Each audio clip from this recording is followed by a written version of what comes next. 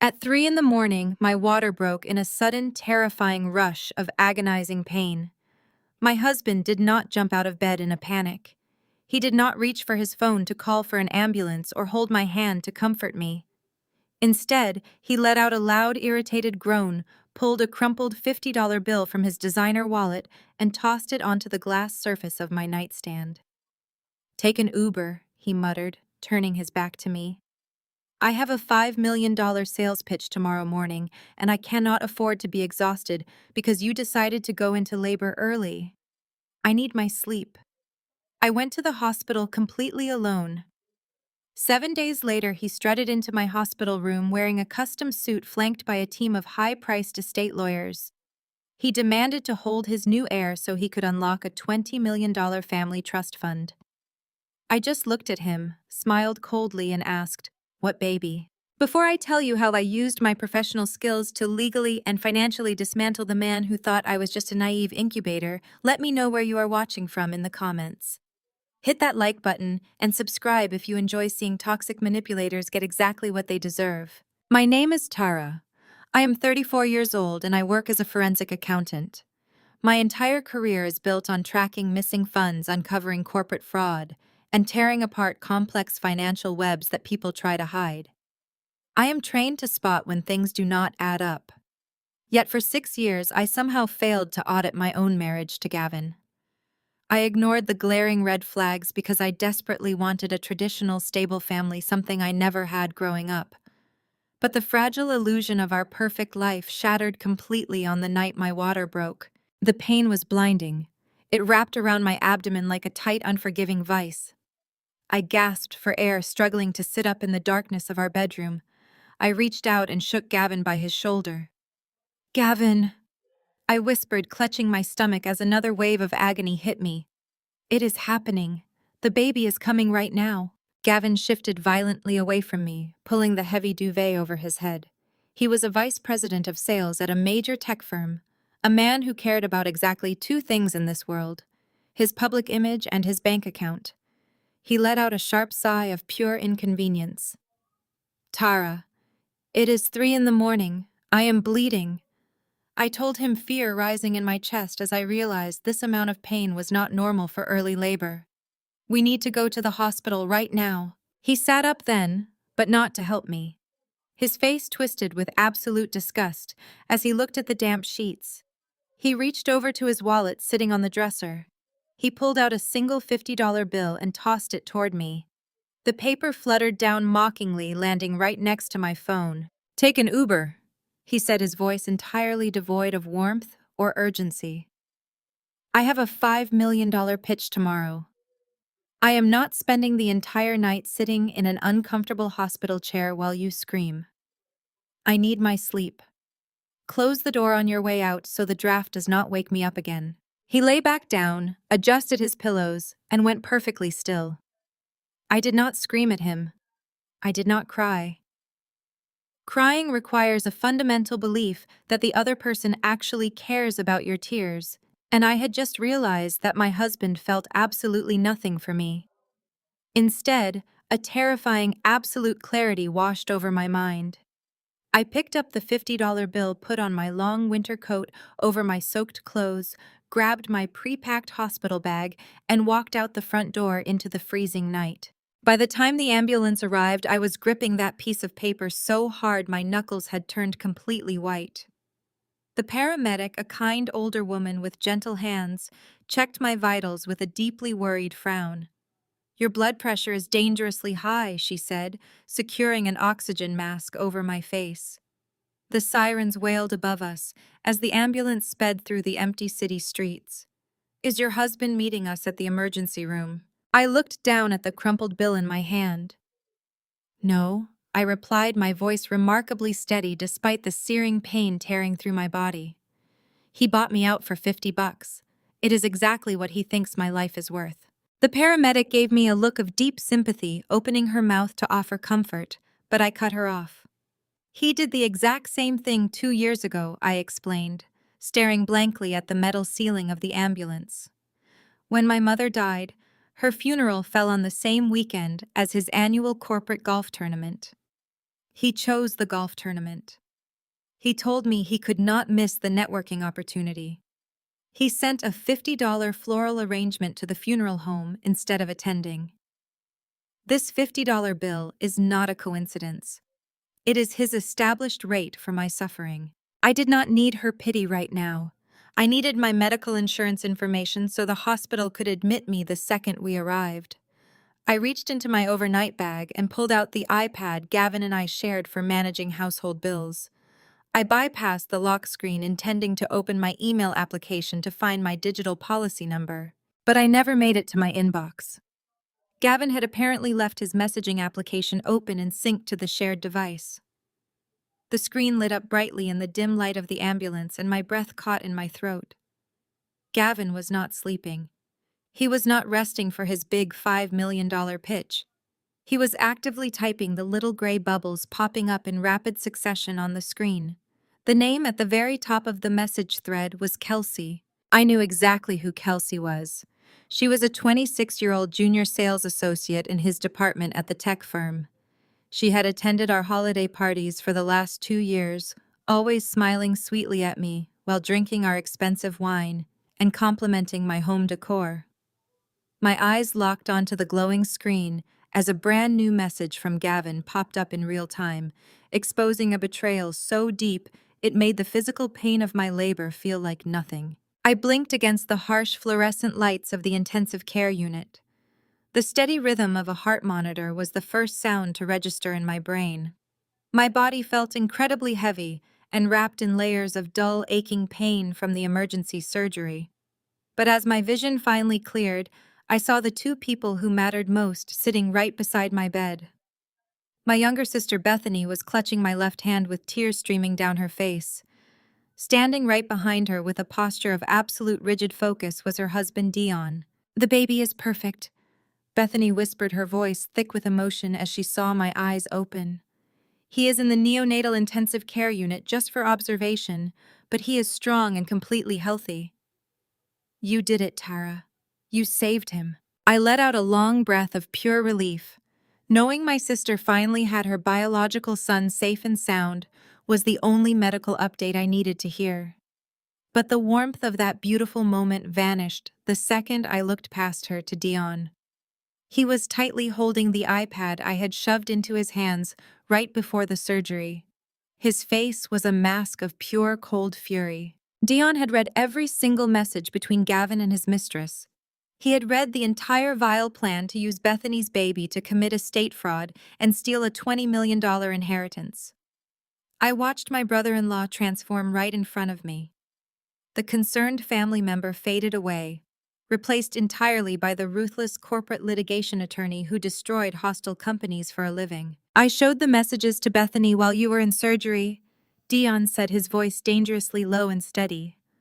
"Gavin really thinks he can use our son as a pawn to defraud his grandfather's estate. He thinks he can put his name on a fraudulent birth certificate, take his money, and discard you on the street the moment the check clears."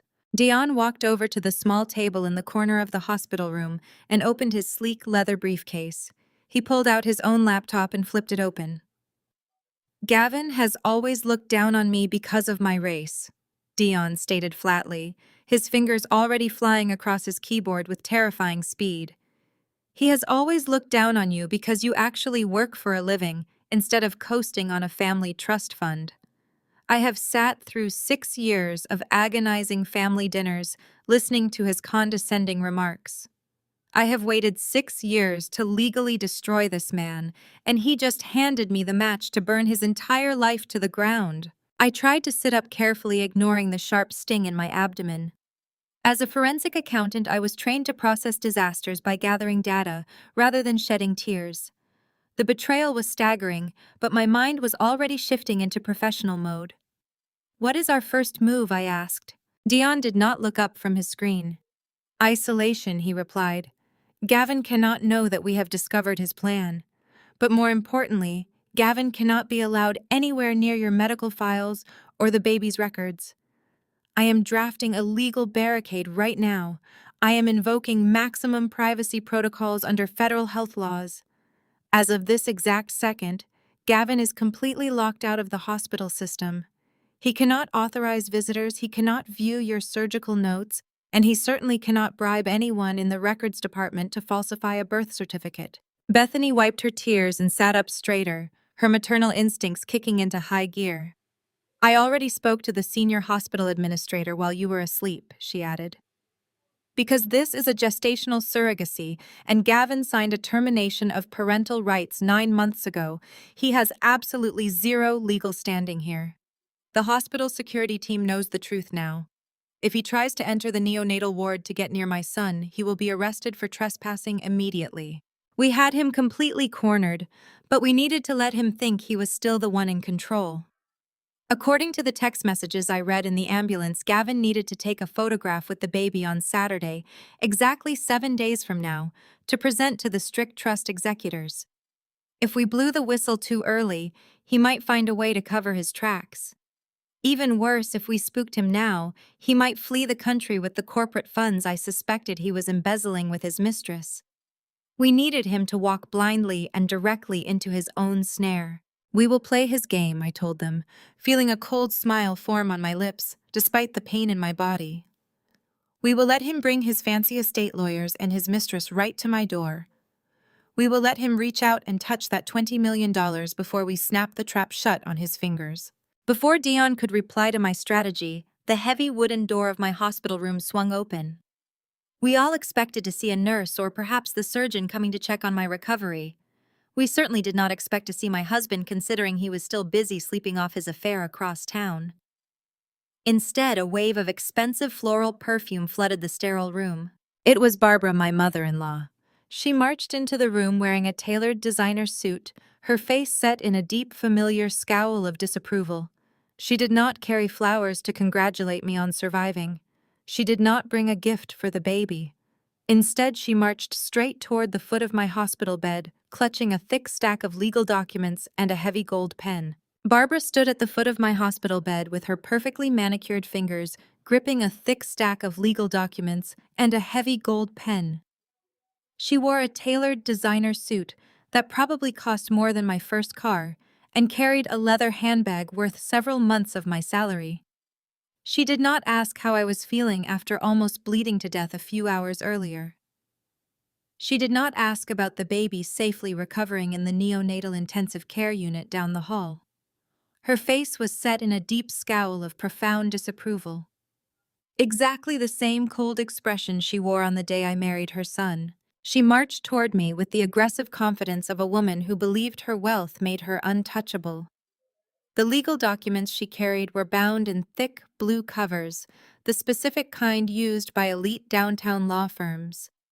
She threw the heavy stack directly onto my lap, with a distinct lack of care, letting the sharp edge of the binding scrape roughly against my bruised wrist. The heavy gold pen landed with a dull thud against the thin hospital blanket. "Sign these immediately," she commanded, her voice echoing sharply in the sterile room. I looked down at the documents resting on my legs. The bold letters at the top of the very first page read, "Postnuptial Agreement." The second document right beneath it was a comprehensive medical proxy and full custody waiver. Barbara crossed her arms over her chest and glared down at me. "You have always been far too unstable and emotional to manage the complex affairs of this family," she said smoothly, pacing a tight circle at the end of my bed. "After whatever dramatic medical episode you just put my son through tonight, it is entirely clear that you are completely unfit to be a mother to the new heir of this estate. Sign the custody waiver right now. Take the meager $50,000 severance buyout Gavin has generously authorized and leave this city quietly. Gavin needs to raise his heir properly without the ugly stain of your background dragging him down." I simply stared at her, letting her cruel words hang heavily in the quiet room.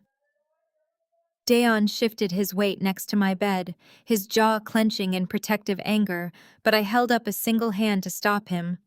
I wanted to hear absolutely everything she had to say before I destroyed her. Barbara scoffed at my silence, mistaking my calm demeanor for submission. "Do not try to play the victim here, Tara," she continued, leaning closer with a look of pure disgust. "You have always lacked the proper breeding required for our social circle.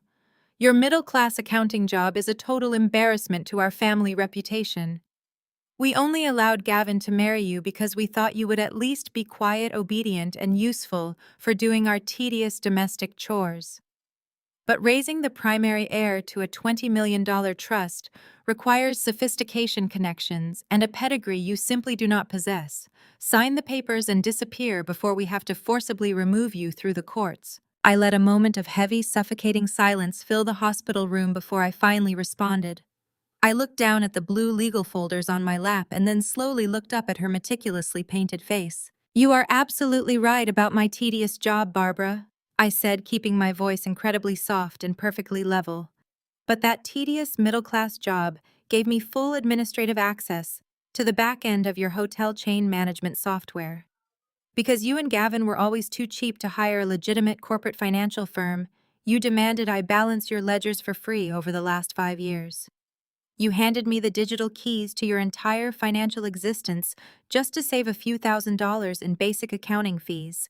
I watched her eyes narrow as she tried to understand where this was going. Those tedious little spreadsheets were actually quite fascinating, I told her, sitting up slightly despite the searing pain in my abdomen. Especially the part where I spent my evenings tracing over $4 million of your hotel revenue flowing directly into 3 separate offshore shell companies located in the Cayman Islands. I noticed exactly how you skillfully manipulated your depreciation assets to report massive corporate losses while simultaneously funding your lavish lifestyle. The smug, superior look on Barbara's face faltered for a fraction of a second, but she quickly forced out a harsh laugh to recover. You are completely delusional, she snapped, taking a quick step backward. The surgical medication has clearly made you hysterical. You do not have the security clearance to access those specific offshore accounts. I shook my head slowly, feeling a cold, genuine smile spread across my face. I am not hysterical, Barbara. I am just incredibly efficient. I did not need security clearance when your own son carelessly left his administrative password saved on our shared home network. And while I was bleeding out in the back of the ambulance last night, entirely uncertain if I would even survive the emergency surgery, I realized I had a lot of free time on my hands. So I used my phone to compile everything. I drafted a comprehensive anonymous whistleblower report containing every single routing number, every hidden account, and every forged tax document you ever signed. Then I emailed that entire package directly to the Criminal Investigation Division of the Internal Revenue Service. I casually glanced at the digital clock mounted on the hospital wall. It was just past 8 in the morning. Since the federal offices opened exactly an hour ago, I estimate that the federal agents should be officially freezing all of your commercial and personal bank accounts right about now. Barbara let out a sharp, breathless gasp, desperately trying to dismiss my claim as a pathetic bluff. You are out of your mind, she spat, reaching forward to grab the blue legal documents off my lap. Before her hand could even touch the papers, her expensive designer handbag began to vibrate violently. A loud, continuous string of urgent notification chimes filled the small hospital room. Barbara froze completely. She slowly reached into her bag with a trembling hand and pulled out her smartphone. I watched her perfectly lifted face turn the color of wet chalk as she read the glowing screen. The emergency bank alerts were pouring in one after another, notifying her of total asset freezes and administrative lockdowns across her entire financial portfolio. What did you do? She shrieked, her voice cracking in pure, unadulterated panic. What did you do to my money? I smiled at her calmly, settling back into my pillows. I did my job, Barbara. Now I highly suggest you go hire a very good federal defense attorney, assuming you can still afford to pay one. Barbara let out a terrible sound that was half sob and half scream. She dropped her heavy gold pen directly onto the floor, spun around on her expensive heels, and ran sprinting out of the hospital room, frantically shouting into her phone for her wealth manager. The heavy wooden door slammed shut behind her, leaving a stunned, beautiful silence in its wake. Bethany let out a breath she had been holding for the last 10 minutes, while Dion let out a low, deeply impressed whistle. You really do not mess around when you are angry, Tara Dion said, chuckling softly as the echoes of Barbara screaming faded down the hospital corridor. We were just beginning to relax and process the victory when the hospital door swung open for the second time that morning. The sharp, rhythmic clicking of high heels hitting the linoleum floor echoed in the quiet room. It was Kelsey, Gavin's 26-year-old junior sales associate, and his current mistress, sauntered into my hospital room completely uninvited, carrying a ridiculously oversized bouquet of expensive red roses, and wearing a bright, incredibly dangerous smile. The message confirmed his entire sickening plan. He called me an incubator again. He detailed how he was paying off a hospital clerk to forge the birth certificate. He bragged about collecting $20 million from his grandfather's estate by pretending this baby was his biological heir. I stared at the screen, my blood turning to ice, but I barely had a second to process the sheer cruelty of his words. A sudden tearing agony ripped through my abdomen with such violence that my vision went completely black at the edges. The ambulance monitors began to scream a frantic, high-pitched warning. I heard the paramedic shout to the driver about my blood pressure crashing. "Step on it," she yelled.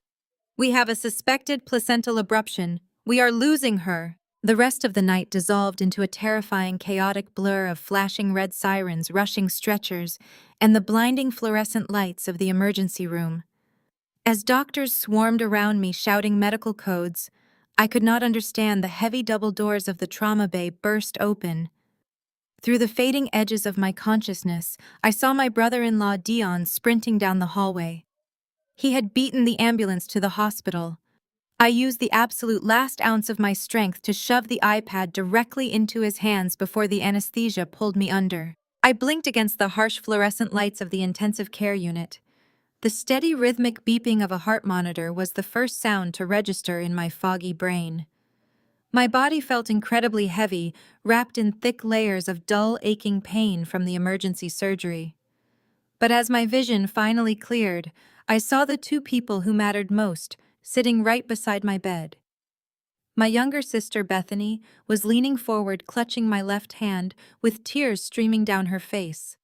Standing right behind her, radiating a posture of absolute rigid focus, was her husband, Dion. "The baby is perfect," Bethany whispered. Her voice was thick with emotion as she saw my eyes open. "He is in the neonatal intensive care unit just for observation, but he is strong and completely healthy." "You did it, Tara. You saved him." I let out a long, shaky breath of pure relief. Knowing my sister finally had her biological son safe and sound was the only medical update I needed to hear. But the warmth of that beautiful moment vanished the second I looked past her to Dion. He was tightly gripping the iPad I had shoved at him before the surgery. His face was a mask of pure, cold fury. Dion had read every single message between Gavin and his 26-year-old mistress. He had read the entire vile plan to use Bethany's baby to commit estate fraud and steal a $20 million inheritance.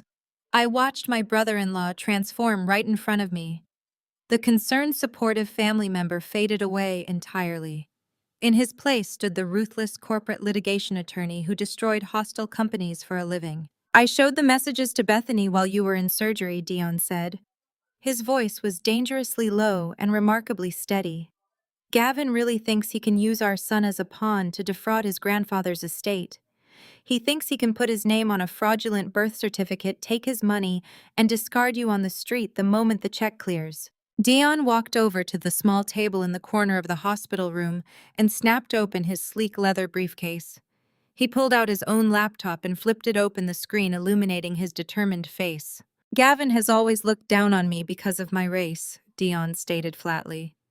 His fingers were already flying across his keyboard with terrifying speed. "He has always looked down on you because you actually work for a living instead of coasting on a family trust fund." I have sat through 6 years of agonizing family dinners listening to his condescending remarks and his thinly veiled insults. I have waited 6 years to legally destroy this man, and he just handed me the match to burn his entire life to the ground. I tried to sit up carefully, ignoring the sharp sting radiating across my abdomen. As a forensic accountant, I was trained to process disasters by gathering raw data rather than shedding useless tears. The betrayal was staggering, but my mind was already shifting into a cold professional mode. "What is our first move?" I asked. Dion did not even look up from his screen. Isolation, he replied instantly. Gavin cannot know that we have discovered his plan. But more importantly, Gavin cannot be allowed anywhere near your medical files or the baby's records. I am drafting a legal barricade right now. I am invoking maximum privacy protocols under strict federal health laws. As of this exact second, Gavin is completely locked out of the entire hospital system.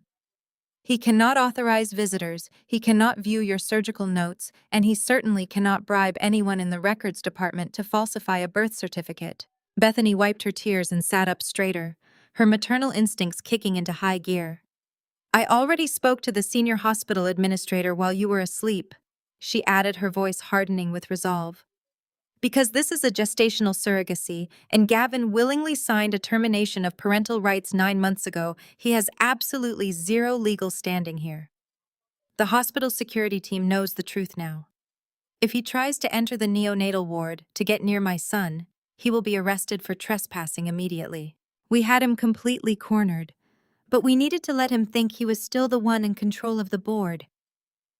According to the text messages I read in the ambulance, Gavin needed to take a photograph with the baby on Saturday, exactly 7 days from now, to present to the strict trust executors. If we blew the whistle too early, he might find a way to cover his tracks.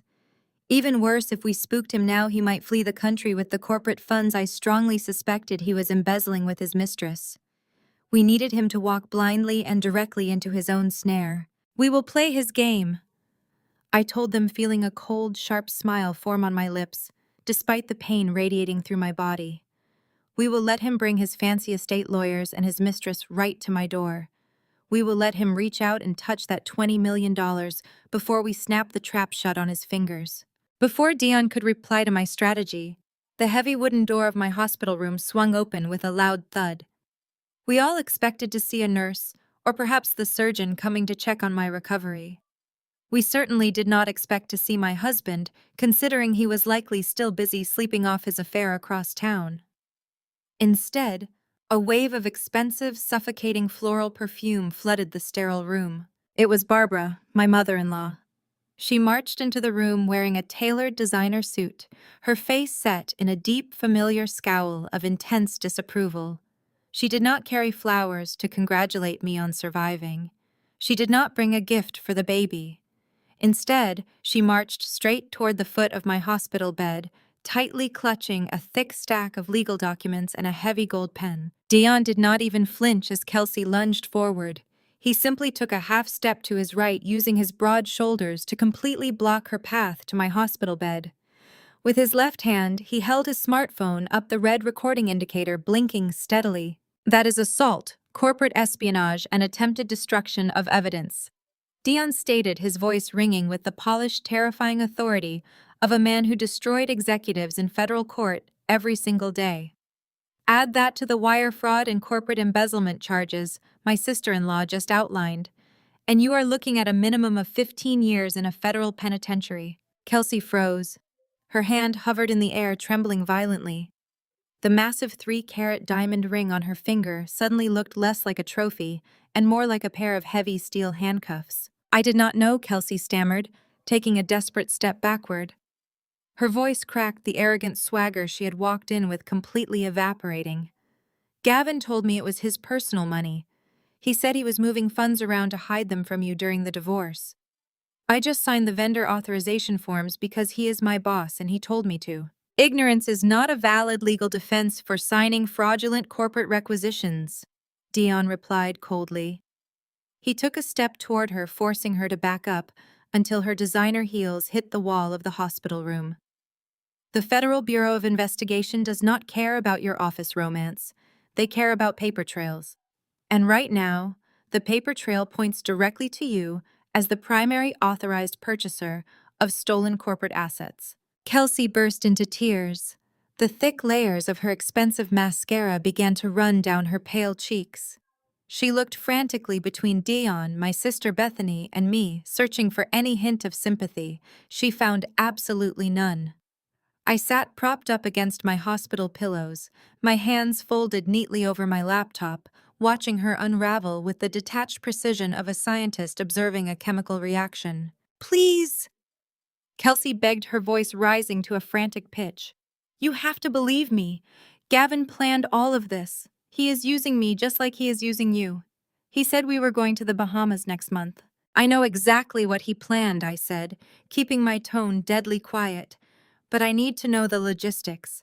If you want any chance of walking out of this hospital room without my brother-in-law calling the federal authorities right now, you are going to tell me every single detail of Gavin's timeline. Kelsey did not hesitate for a fraction of a second. She threw the man she supposedly loved directly under the bus with a speed that almost made me laugh. Saturday at noon, she blurted out, her hands shaking as she wiped at her ruined makeup. Gavin is bringing the two primary executors of his grandfather's trust to this exact hospital room on Saturday at exactly 12 o'clock. He told them you were too weak to leave the hospital, so they agreed to come here to verify the birth of his heir. I nodded, slowly logging the data point. And the divorce papers. He already hired a private attorney, Kelsey confessed, her words spilling out in a panicked rush. A guy named Mr. Montgomery. Gavin paid him a massive retainer to draw up fast-track divorce papers and an emergency custody waiver. The plan is to walk in, take the official photograph with the baby, have the executors sign the trust release forms, and then Montgomery is going to serve you the divorce papers at 12 o'clock and 1 minute. Gavin bragged that you would be too heavily medicated and exhausted to fight back. The sheer level of calculated malice in Gavin's plan was breathtaking. He had orchestrated my disposal down to the literal minute. He genuinely believed that my postpartum vulnerability would make me a compliant, easily manipulated victim. Mr. Montgomery Dion repeated, a sharp, predatory smile forming on his face. I know Montgomery. He is a sleazy bottom feeder who handles quiet offshore transfers for dirty executives.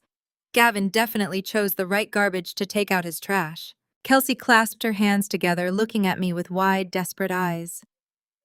I told you everything I know. I swear to you. Please, Tara. I will give you the ring back. I will leave the company. Just do not send that evidence to the authorities.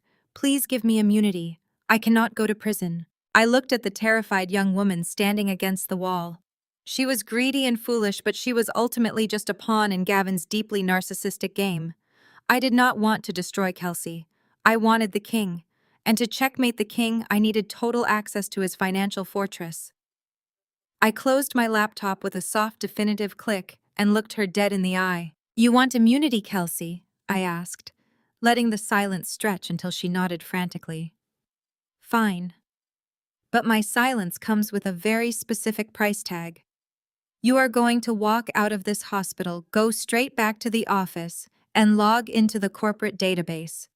You are going to forward me every single unredacted financial ledger, every expense report, and every offshore vendor receipt from Gavin's entire department for the last 3 years. Kelsey's eyes widened in sheer terror. If Gavin catches me downloading those files, he will fire me on the spot. If you do not download those files, Dion interjected smoothly, raising his phone to emphasize the point, I will personally hand-deliver this recording and the forensic proof of your signature on that stolen diamond ring to the district attorney before lunch. Kelsey looked between the two of us, weighing her options. It did not take long for self-preservation to win. I will do it, she whispered, her voice shaking with adrenaline. I will send you everything by the end of the day. Make sure you do, I told her coldly. And Kelsey, if you breathe a single word of this conversation to Gavin, all deals are off. She nodded vigorously, grabbed her expensive handbag, and practically ran out of the hospital room. She did not even look back at the oversized bouquet of red roses she had dropped on the floor during her panic. The heavy door swung shut, leaving the three of us alone in the quiet room. Bethany walked over and picked up the discarded flowers, tossing them directly into the trash can. Dion stopped recording and slipped his phone into his suit pocket.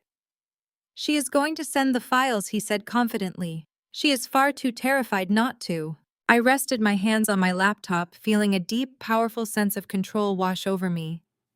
Gavin thought he held all the cards because he had a trust fund and a sleazy lawyer. But by the end of today, I would possess the complete digital roadmap to his entire history of corporate fraud. I held the keys to his absolute destruction, and I was going to make sure that when he fell, he would never be able to get back up. 36 hours had passed since I was wheeled into the emergency surgical theater. My body was battered and covered in bandages, but my mind had never been sharper. I sat alone in the quiet hospital room, watching the sun dip below the city skyline. Dion and Bethany were down the hall in the neonatal intensive care unit, sitting with their beautiful son. I had just finished downloading the massive encrypted file folder Kelsey sent to my secure server.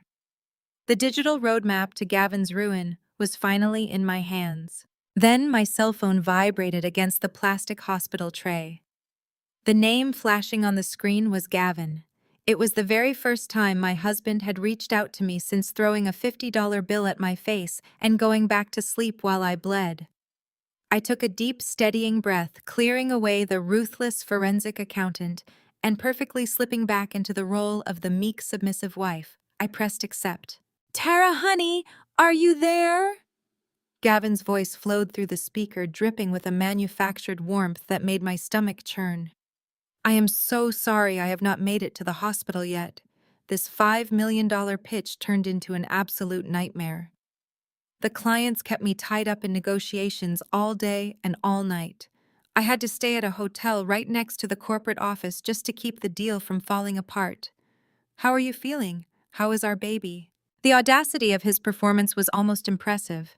He was sitting somewhere across town, likely in a luxury hotel suite he had paid for with embezzled funds, fresh off a romantic getaway with his 26-year-old subordinate. Yet he spoke with the exhausted cadence of a dedicated family man making painful sacrifices for his household. "I am tired, Gavin," I replied, making my voice sound weak and appropriately fragile. "But the baby is doing well. He is in the neonatal ward for observation."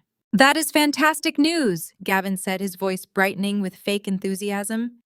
"Listen, I finally locked down the contract, so my schedule is completely clear for the weekend. I am going to bring the estate lawyers to your hospital room on Saturday right at noon. Grandfather's trust executors want to see the baby in person before they finalize the inheritance paperwork. Make sure you get the baby dressed in my family's antique silk christening gown. My mother is having it dry cleaned and sent over. I cannot wait to see my beautiful child, honey." I closed my eyes, marveling at his absolute blindness. For 6 long years, I had played the role he assigned me.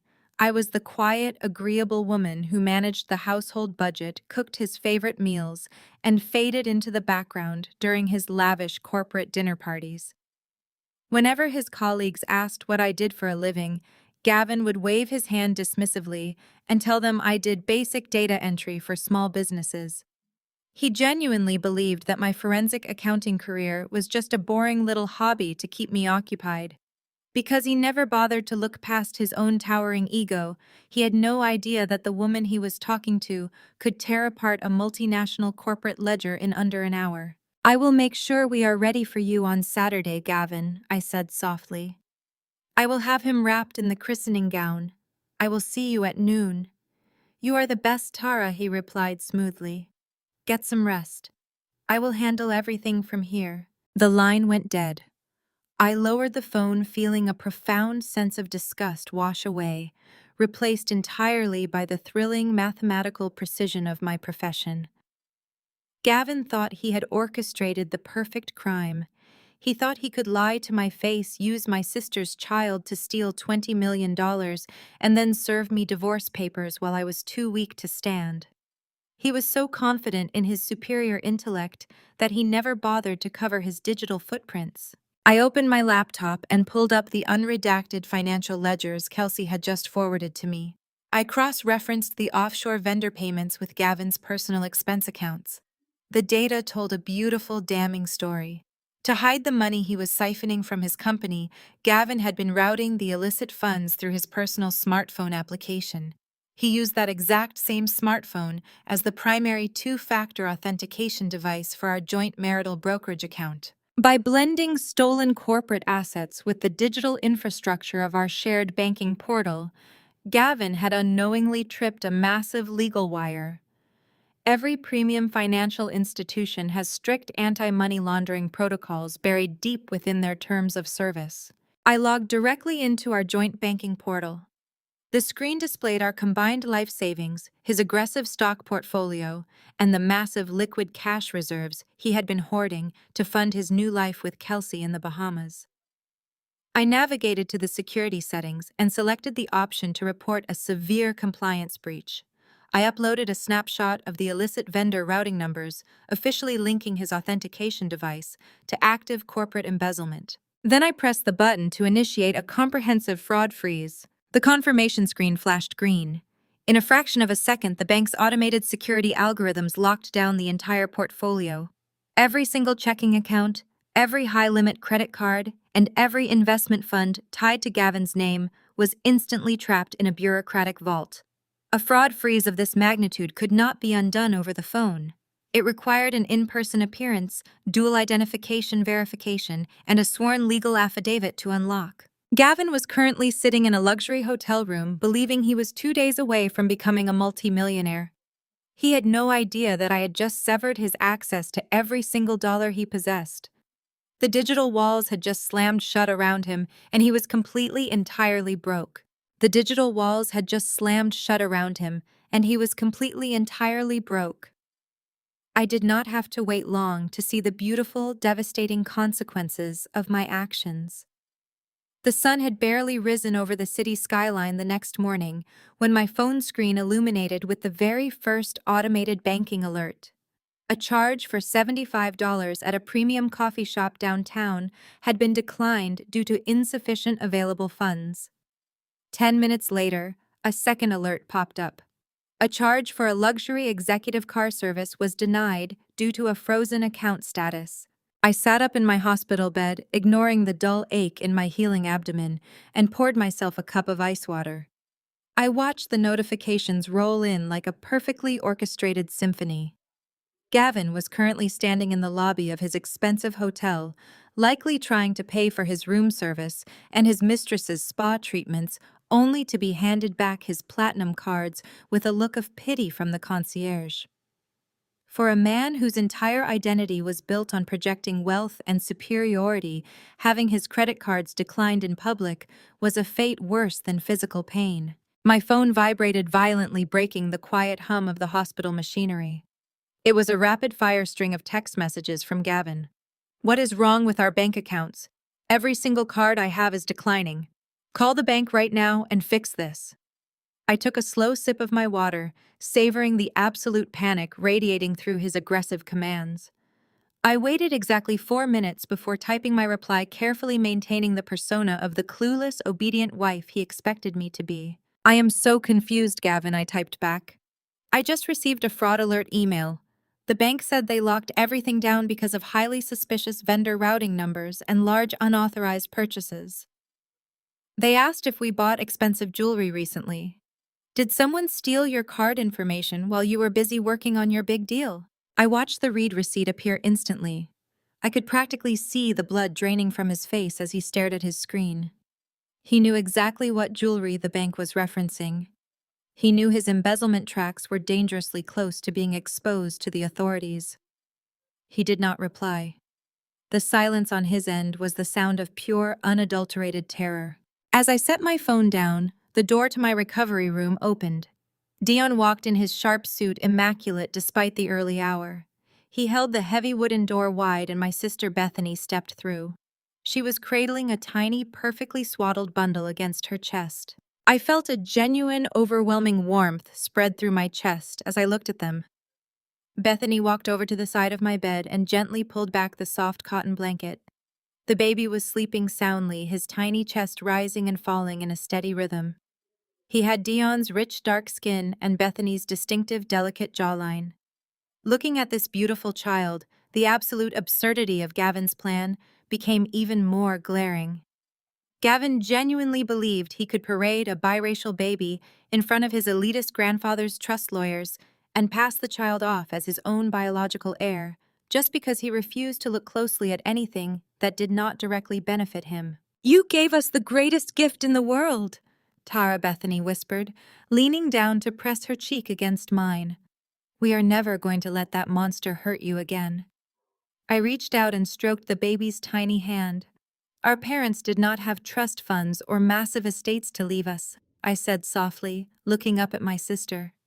But they made sure we knew how to fight back. Do you remember what Dad used to say when those kids in middle school tried to steal your lunch money? Bethany smiled, a fierce, determined light sparking in her eyes. He said you never negotiate with a bully. You find out what they value most and you take it away from them. Dion stood at the foot of the bed, watching us with a look of profound respect. Gavin is the ultimate bully, Dion stated, adjusting his cuffs. And what he values most is his money, his comfort, and his absolute control over you. We are dismantling his entire kingdom brick by brick. The medical privacy lockdown is holding strong. The hospital staff has been instructed to call security the second he steps onto this floor. We dictate the terms of engagement from here on out. I nodded, feeling a surge of adrenaline that completely masked my physical exhaustion. I was ready to execute the next phase of our strategy. But narcissists like Gavin do not simply retreat when they are backed into a corner. When they lose control in one area of their lives, they immediately strike out to assert dominance in another. My cell phone buzzed again, but this time it was not a text message. It was a high-priority push notification from my home security application.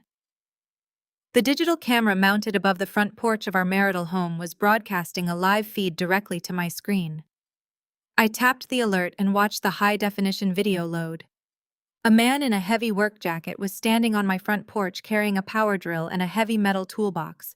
He was actively removing the deadbolt from my front door. "What is it?" Dion asked, noticing the sudden shift in my posture. "Gavin just sent a locksmith to the house," I replied, my voice dropping to a dangerous whisper. I watched the live feed as the locksmith pulled the brass locking mechanism out of the wooden frame. A second later, a new text message from Gavin illuminated the top of my screen. His panic over the frozen bank accounts had quickly mutated into vicious retaliatory rage. "If you are going to play stupid games with my money and lock me out of my accounts," he wrote, his words practically dripping with venom, "then you can find somewhere else to live when the hospital discharges you. I am changing the locks. Do not even think about coming back to my house." He really thought he could just throw me out onto the street. He thought his name on the primary deed gave him the ultimate authority to render me homeless while I was recovering from major surgery. He had no idea that I had been planning for this exact scenario for the last 12 months. I stared at the text message from Gavin, watching his cruel words burn into the glowing screen of my phone. He really thought he had the ultimate upper hand. Throughout our entire marriage, he never missed an opportunity to remind me that his name was the only one listed on the primary deed of our sprawling suburban home. He used that single piece of paper as a blunt weapon, constantly holding the threat of eviction over my head whenever I dared to question his lavish spending habits or his mysteriously late nights at the office. He honestly believed he could just throw a recovering woman and a newborn baby out into the cold streets. I turned the screen of my phone so Dion could read the vicious message. Dion leaned over, his sharp eyes scanning the threat. He let out a low, humorless laugh that held absolutely no warmth. "He is actually trying to illegally evict you while you are sitting in a hospital bed recovering from emergency surgery," Dion said, shaking his head at the sheer, unfiltered audacity of the man. "We can file an emergency stay with the housing court to stop the locksmith, but it might take a judge a few hours to process the paperwork." I closed out of the text message and tapped a different application icon on my home screen. "We do not need a housing court judge," I told him, bringing up a secure, encrypted file vault on my laptop. "We just need to call the local police precinct." Dion raised an eyebrow, clearly intrigued by my complete lack of panic. Bethany walked over from the baby's bassinet and stood behind my shoulder, watching me type my master password into the digital vault. "Gavin always loved to brag about owning that house," I explained, keeping my voice perfectly steady.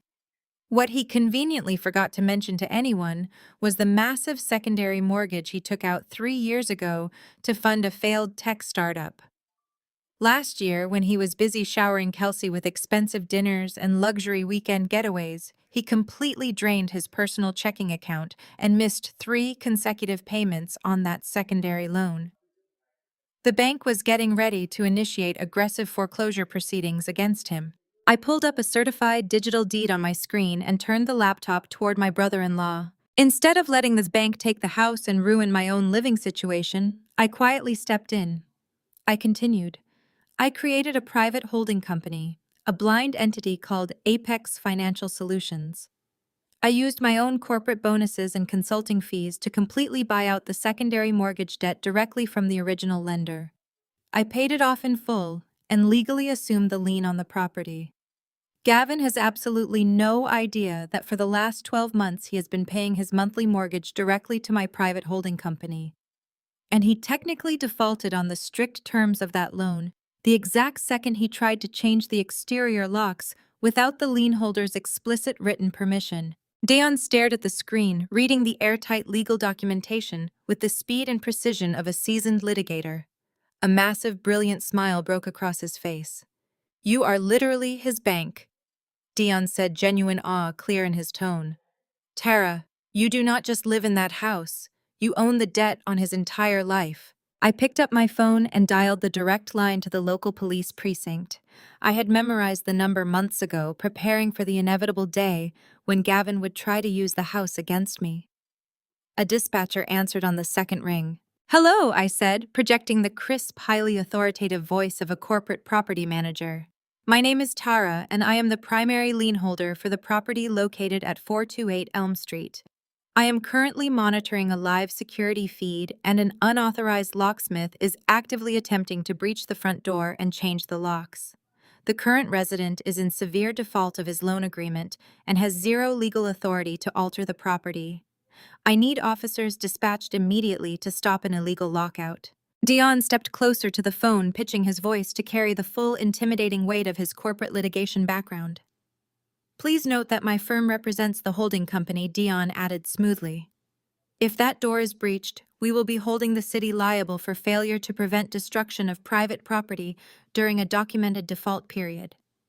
The dispatcher immediately confirmed that 2 patrol cars were already en route to the address.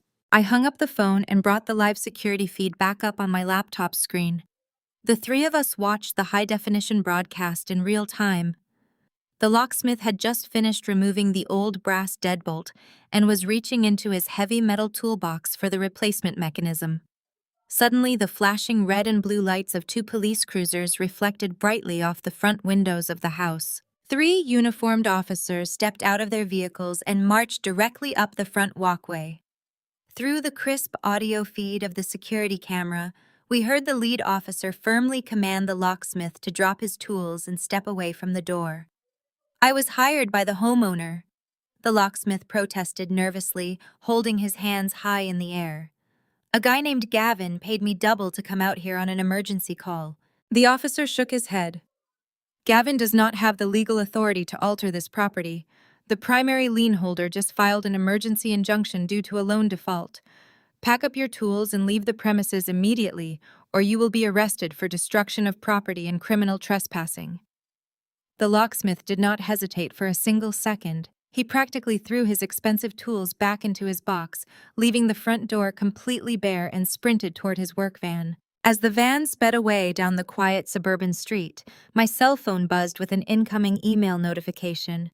It was an automated confirmation from the county clerk's office. Dion had swiftly filed the digital injunction paperwork while we were watching the police feed. He turned to look at me, his fingers tapping the screen of his own tablet. "The injunction is officially active," Dion announced, hitting the send button with a satisfying click. Gavin just received an emergency legal notice via his corporate email and his personal phone. Because he defaulted on the secondary loan terms and attempted to illegally alter a secured property, the holding company has exercised its absolute right to seize control of the premises. I looked back at the security feed. An officer was currently taping a bright orange legal notice directly to the wood of my front door. Gavin thought he could leave me freezing and homeless on the street. He thought his name on a piece of paper made him an untouchable king. But as I sat in my hospital bed staring at the legal notice permanently barring my husband from his own home, I realized I had just rendered him completely destitute. Gavin had no access to his bank accounts, no access to his corporate funds, and as of this exact second, he was legally prohibited from stepping foot on his own property. He was a man with a $20 million dream, but he did not even have a place to sleep tonight. I sat back against my hospital pillows, staring at the frozen frame of my security camera feed on my laptop screen. Gavin was officially locked out of his own life. The absolute silence in my recovery room felt like a hard-won victory, but I knew the women in his family did not surrender easily. My mother-in-law Barbara was a woman who built her entire identity on ruthless control and unearned wealth. I had just stripped her of both in a matter of hours. I knew she would retaliate.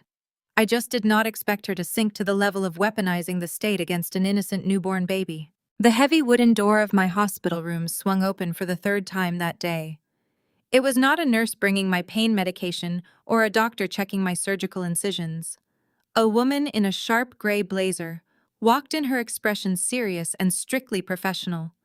She held a thick clipboard tightly against her chest. Right behind her, looking completely disheveled, but radiating pure malice, was Barbara. My mother-in-law had clearly not spent her morning meeting with federal defense attorneys to handle her tax fraud as I had suggested. Instead, she had been frantically plotting a way to tear my family apart. "I am Agent Miller with Child Protective Services," the woman announced, holding up a silver badge for us to see. "I need to speak with Tara immediately regarding an emergency hotline tip we received this morning." Bethany instinctively stepped in front of the hospital bassinet, using her own body to shield her sleeping son from Barbara's view. Dion stood up from his chair, buttoning his suit jacket with a dangerously calm demeanor that always preceded his legal executions. "I am Tara," I said, keeping my voice perfectly level. "How can I help you, Agent Miller?" The agent looked between me, Dion, and Bethany. "We received a highly credible report from an immediate family member stating that you are currently suffering from a severe postpartum psychotic break. The reporter claimed you are exhibiting highly erratic, dangerous behavior and that you have made active threats against the life of the newborn child in this room." Barbara stepped out from behind the agent, pointing a shaking finger directly at my face. "She is completely out of her mind," Barbara shouted, her voice shrill and desperate. "She has been hacking into bank accounts, screaming at the hospital staff, and making wild, paranoid accusations about my son. She has a documented history of severe hysteria. You need to remove that baby from this room right now before she does something unthinkable." I looked at Barbara, feeling a familiar, bitter recognition wash over my entire body. A history of hysteria. That was the exact phrase Gavin had used against me for our entire 6-year marriage. It was his favorite, most effective gaslighting tactic. Whenever I utilized my forensic accounting skills to question a strange credit card charge, a missing chunk of our savings, or a discrepancy in his overnight travel schedule, Gavin would roll his eyes, sigh loudly, and call me hysterical. He purposely trained his mother to use the exact same word. They used it as a psychological weapon to dismiss my intelligence and make me doubt my own reality. They truly thought if they called me crazy often enough, I would actually start to believe it. But sitting in that hospital bed, staring at the woman who tried to break my mind, I had never felt more sane in my entire life. Agent Miller turned to me, her pen poised over her clipboard. "Ma'am, the report details that you have a long pattern of irrational, destructive behavior. For the immediate safety of the infant, I need to ask you some standard evaluation questions." Before I could even open my mouth to answer, Dayon stepped directly between me and the Child Protective Services agent. "That will not be necessary, Agent Miller." Dion stated, his voice carrying the deep, booming resonance of a man who commanded federal courtrooms for a living. "I am Dion, a senior partner at a corporate litigation firm. I am Tara's legal counsel. More importantly, I am the biological father of the infant you are currently investigating." Agent Miller blinked, clearly thrown off balance by this completely unexpected piece of information. "The biological father," she repeated, looking down at her official intake forms. "The report stated the child belongs to Gavin." "The report is a malicious fabrication," Dion replied smoothly. He reached into his leather briefcase and pulled out a thick stack of certified legal documents. "Tara is a gestational surrogate for me and my wife Bethany. The man you just mentioned, Gavin, signed a legally binding termination of parental rights 9 months ago because he wanted absolutely nothing to do with this child." Dion handed the first folder to the agent. "Here is the court-ordered surrogacy contract, complete with genetic verification." And here, Dion continued, handing her a second, much thicker folder. are the comprehensive psychological evaluations Tara had to pass to even qualify as a surrogate in this state. You will see she has zero history of mental instability, psychosis, or hysteria. Furthermore, the hospital psychiatrists cleared her for standard recovery just 2 hours ago. Agent Miller reviewed the documents, her professional frown deepening as she read the certified medical clearances. She looked up at Barbara, who was suddenly looking incredibly nervous. Dion was not finished. He pulled out one final piece of paper. This was a printed screenshot of the banking timestamp I had secured earlier that morning. If you are wondering why this woman decided to waste valuable state resources by filing a false report against my client, Dion said, pointing a finger directly at Barbara, you should look at this timeline. At 8 o'clock this morning, the Internal Revenue Service froze every single bank account associated with Barbara's hotel chain due to a massive tax fraud investigation. Tara, as a certified forensic accountant, is the whistleblower who submitted the irrefutable evidence. Barbara filed this child endangerment report exactly 45 minutes after she lost access to her money. This is not a child welfare issue, Agent Miller. This is a desperate retaliatory strike by a woman who is about to be indicted for federal tax evasion. The color completely drained from Barbara's face. She opened her mouth to argue, but no words came out. Agent Miller closed her clipboard with a loud, definitive snap. She turned slowly to face my mother-in-law. Her eyes were absolutely furious. Ma'am, Agent Miller said, her voice dripping with bureaucratic menace. Weaponizing Child Protective Services to exact personal revenge is a felony offense in this state. You have just wasted emergency resources and attempted to falsely separate a newborn from its biological parents. I am formally dismissing this case, but I am also forwarding your name and this incident report directly to the district attorney for malicious prosecution. Barbara let out a choked, terrified gasp. She looked at me, her eyes wide with a mixture of pure hatred and absolute terror. She realized in that exact moment that every single weapon she tried to use against me was blowing up directly in her face. Without saying another word, Barbara turned and practically ran out of the hospital room, fleeing from the devastating consequences of her own actions. Agent Miller apologized to Dion and Bethany for the intrusion, handed back the documents, and quietly exited the room to file her report. The hallway outside my room was usually quiet, but through the heavy wooden door, I could clearly hear Barbara's frantic footsteps pacing the linoleum floor. I held up my hand, signaling for Dion and Bethany to be quiet. I listened intently as Barbara pulled out her phone and made a desperate, furious phone call. Gavin, Barbara hissed into the phone, her voice carrying clearly through the small gap under the hospital door. She knows everything. She locked me out of my accounts, she brought in lawyers, and she just tried to have me arrested by child services. She is going to ruin our entire family. I do not care what you have to do or who you have to pay. Destroy her before Saturday. I smiled, leaning back against my soft pillows. They were cornered, terrified, and completely out of options. Saturday was exactly what I was waiting for. The echo of Barbara's frantic phone call had barely faded from the hospital corridor when I knew the next wave of the attack was imminent. Gavin was a coward at his core. Stripped of his bank accounts and locked out of his own house, he would never come to face me himself. He would send a mercenary to do his dirty work. Dion sat by the window checking his email while Bethany gently rocked her sleeping newborn son in the corner of the room. We did not have to wait long. Less than 2 hours after Child Protective Services had threatened my mother-in-law with criminal charges, the heavy wooden door of my hospital room swung open with an arrogant, aggressive shove. The man who walked in looked exactly like the kind of bottom-feeding lawyer Gavin would hire. He wore a flashy, oversized pinstripe suit that cost too much but fit poorly, and his hair was slicked back with an excessive amount of gel. He carried a bulky leather briefcase which he immediately slammed down onto my rolling hospital tray table. He intentionally jarred the bed frame, sending a sharp jolt of pain through my healing surgical incisions. He did not ask how I was doing. He did not even look at the baby. "I am Richard Montgomery," he announced, his voice booming with forced theatrical authority. I am senior counsel for your husband. I am here to serve you with an emergency ex parte motion to instantly lift the fraudulent freeze you placed on his financial assets. I also have a legally binding mandate for you to surrender physical custody of the infant to my client by 5 o'clock this evening. Montgomery popped the latches on his briefcase and pulled out a thick stack of aggressively worded legal threats. He tossed a cheap plastic pen on top of the pile, fully expecting me to burst into tears and comply. Gavin warned me you were being difficult, Montgomery sneered, looking down his nose at me as if I were a piece of garbage he had scraped off his expensive leather shoes. He told me you were having some sort of emotional episode.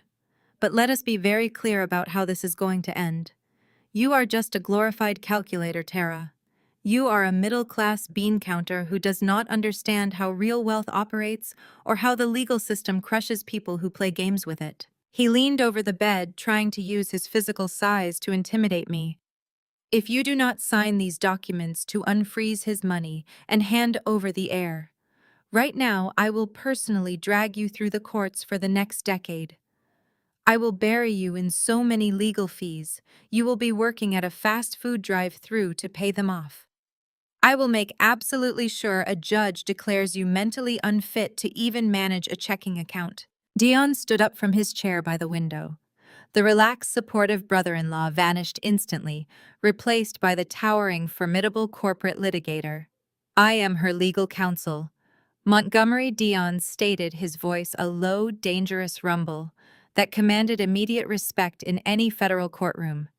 You are directly violating state bar ethical protocols by attempting to speak with my client and serve her without my prior authorization. Step away from that bed right now. Montgomery scoffed, turning a dismissive, racially loaded glare toward Dion. He clearly underestimated the man standing in front of him, assuming Gavin's arrogant narrative that Dion was just a diversity hire rather than a ruthless legal shark. I do not care who you are, Montgomery shot back. My client has a $20 million trust activating on Saturday, and I have the full authority to crush anyone standing in the way of his estate. I reached out and placed my hand gently on Dion's arm. Let me handle him, I said quietly. Dion gave a sharp nod and stepped back, crossing his arms and watching the impending execution with a satisfied smile. I did not need a corporate attorney to fight a corrupt financial middleman. I just needed my laptop. I pulled my computer onto my lap and opened the encrypted folder containing the massive data dump Kelsey, the mistress, had sent me earlier that day. I pulled up a very specific set of financial ledgers and turned the screen so Montgomery could easily see it. You are right about one thing, Mr. Montgomery, I said, keeping my voice perfectly level and devoid of any emotion. I am a glorified calculator. I am a forensic accountant who specializes in tracking illicit funds. And I spent the last 3 hours analyzing the unredacted corporate ledgers from Gavin's sales department. Montgomery glanced at the screen. His confident sneer wavered slightly, but he tried to maintain his aggressive posture. I do not care about your little spreadsheets, he barked. You really should, I replied coldly, because I did not just find Gavin's corporate embezzlement, I found the exact route he used to launder the stolen assets. He did not just transfer the money directly to his personal accounts. He routed over $2 million through your law firm's supposedly secure escrow accounts. You did not just draft his divorce papers, Montgomery. You actively facilitated the offshore transfers to hide his stolen money in the Cayman Islands. All the color drained from Montgomery's face. The aggressive bullying lawyer suddenly looked like a terrified, trapped child. That is a completely baseless accusation. He stammered, his voice dropping an entire octave. I tapped the keyboard, bringing up a split screen showing his official state bar license number right next to the exact routing numbers linking his firm to the shell companies. Using a legal escrow account to launder embezzled corporate funds is not a simple misunderstanding, I explained, looking him dead in the eye. That is a disbarment offense. Actually, it is federal wire fraud and criminal conspiracy. I leaned forward, letting the full weight of my trap settle over him. Walk out of that door right now, Mr. Montgomery, I commanded. Drop Gavin as a client this exact second. Ignore his phone calls and never contact me or my family again. If you argue with me, if you try to serve me with another piece of paper, or if you even look at my baby, I will forward this entire digital packet to the State Bar Ethics Committee and the local field office of the Federal Bureau of Investigation. Montgomery stared at the screen, recognizing the undeniable mathematically perfect proof of his own federal crimes. He did not attempt to argue. He did not try to negotiate. He physically recoiled from my hospital bed, grabbing his expensive leather briefcase with shaking hands. He practically ran out of the hospital room, leaving his threatening legal documents and his cheap plastic pen scattered across the linoleum floor. Gavin was now completely broke, locked out of his house, and entirely without legal representation. He was totally isolated and flying blind, leaving him completely defenseless for the final devastating blow I was preparing to deliver. Montgomery's rapid departure left a beautiful, heavy silence in my hospital room. Dion walked over to the heavy wooden door, locked it, and turned back to me with a look of pure professional admiration. "Gavin is completely isolated," Dion said, picking up the cheap plastic pen Montgomery had dropped on the linoleum floor. "He has no money, no home, and absolutely no legal representation." I nodded, but my fingers were already moving back to my laptop keyboard. "Being isolated makes a narcissist desperate," I replied, staring at the glowing screen. "But we are not just going to leave him desperate. We are going to make sure he never touches a single cent of his family wealth again." I opened a new, deeper layer of the encrypted financial ledgers Kelsey had forwarded to my secure server. Kelsey had been incredibly thorough. Desperate to avoid federal prison, she had downloaded absolutely everything from Gavin's corporate hard drive, including his highly restricted personal financial subfolders. I booted up a specialized forensic accounting algorithm I had designed years ago. It was a customized program specifically coded to flag erratic withdrawal patterns and mismatched routing numbers across multiple banking institutions. While the algorithm processed the massive data dump, I thought about Gavin's late grandfather. He was a stern, brilliant man who built a massive manufacturing empire from absolutely nothing. He never particularly liked Gavin, always calling him a boy playing dress-up in a man's suit. That was exactly why the old man had locked the $20 million inheritance behind the strict stipulation of a legitimate firstborn heir within a marriage. He wanted to force Gavin to grow up, to take responsibility, and to stop treating life like an endless party funded by someone else's hard work. A sharp ping from my laptop pulled me from my thoughts. The algorithm had finished running. It highlighted a dense cluster of transactions in bright, glaring red. I clicked on the flagged folder, fully expecting to find more stolen corporate assets or hidden offshore accounts. What I found instead made my stomach turn completely over. Gavin was not just waiting around for his grandfather to pass away so he could claim the $20 million trust. He had been actively speeding up the process by siphoning money directly out of the old man's private medical care fund. During the last 6 months of his grandfather's life, when the old man required round-the-clock specialized nursing care and expensive life-saving treatments, Gavin had quietly seized administrative control of the medical accounts under the guise of being a helpful grandson. I traced the numbers on my screen, feeling a deep visceral disgust that completely overshadowed my physical pain. Gavin had systematically canceled premium nursing contracts and downgraded his grandfather's medical equipment to cheap budget alternatives. He took the massive difference in cost and routed it through 3 different untraceable shell companies. I ran the final destination account numbers through the database. The stolen medical funds did not go to a corporate account. The money landed directly in a private checking account registered under Kelsey's name. Gavin had literally stolen his dying grandfather's healthcare money to buy luxury hotel suites and expensive dinners for his 26-year-old mistress. He let his own flesh and blood suffer just so he could maintain his lavish, adulterous lifestyle. I turned the laptop screen toward Dion and Bethany. They read the financial breakdown in absolute horrified silence. Bethany covered her mouth with her hand, looking physically sick at the sheer depravity of what my husband had done. Dion's jaw tightened until a muscle ticked visibly in his cheek. "We need to contact the estate executors immediately," Dion stated, his voice devoid of any warmth or professional detachment. "This goes way beyond corporate embezzlement. This is elder abuse and massive estate fraud." "I already have the primary executor's contact information," I replied, pulling up a digital business card I had found buried in Gavin's personal files.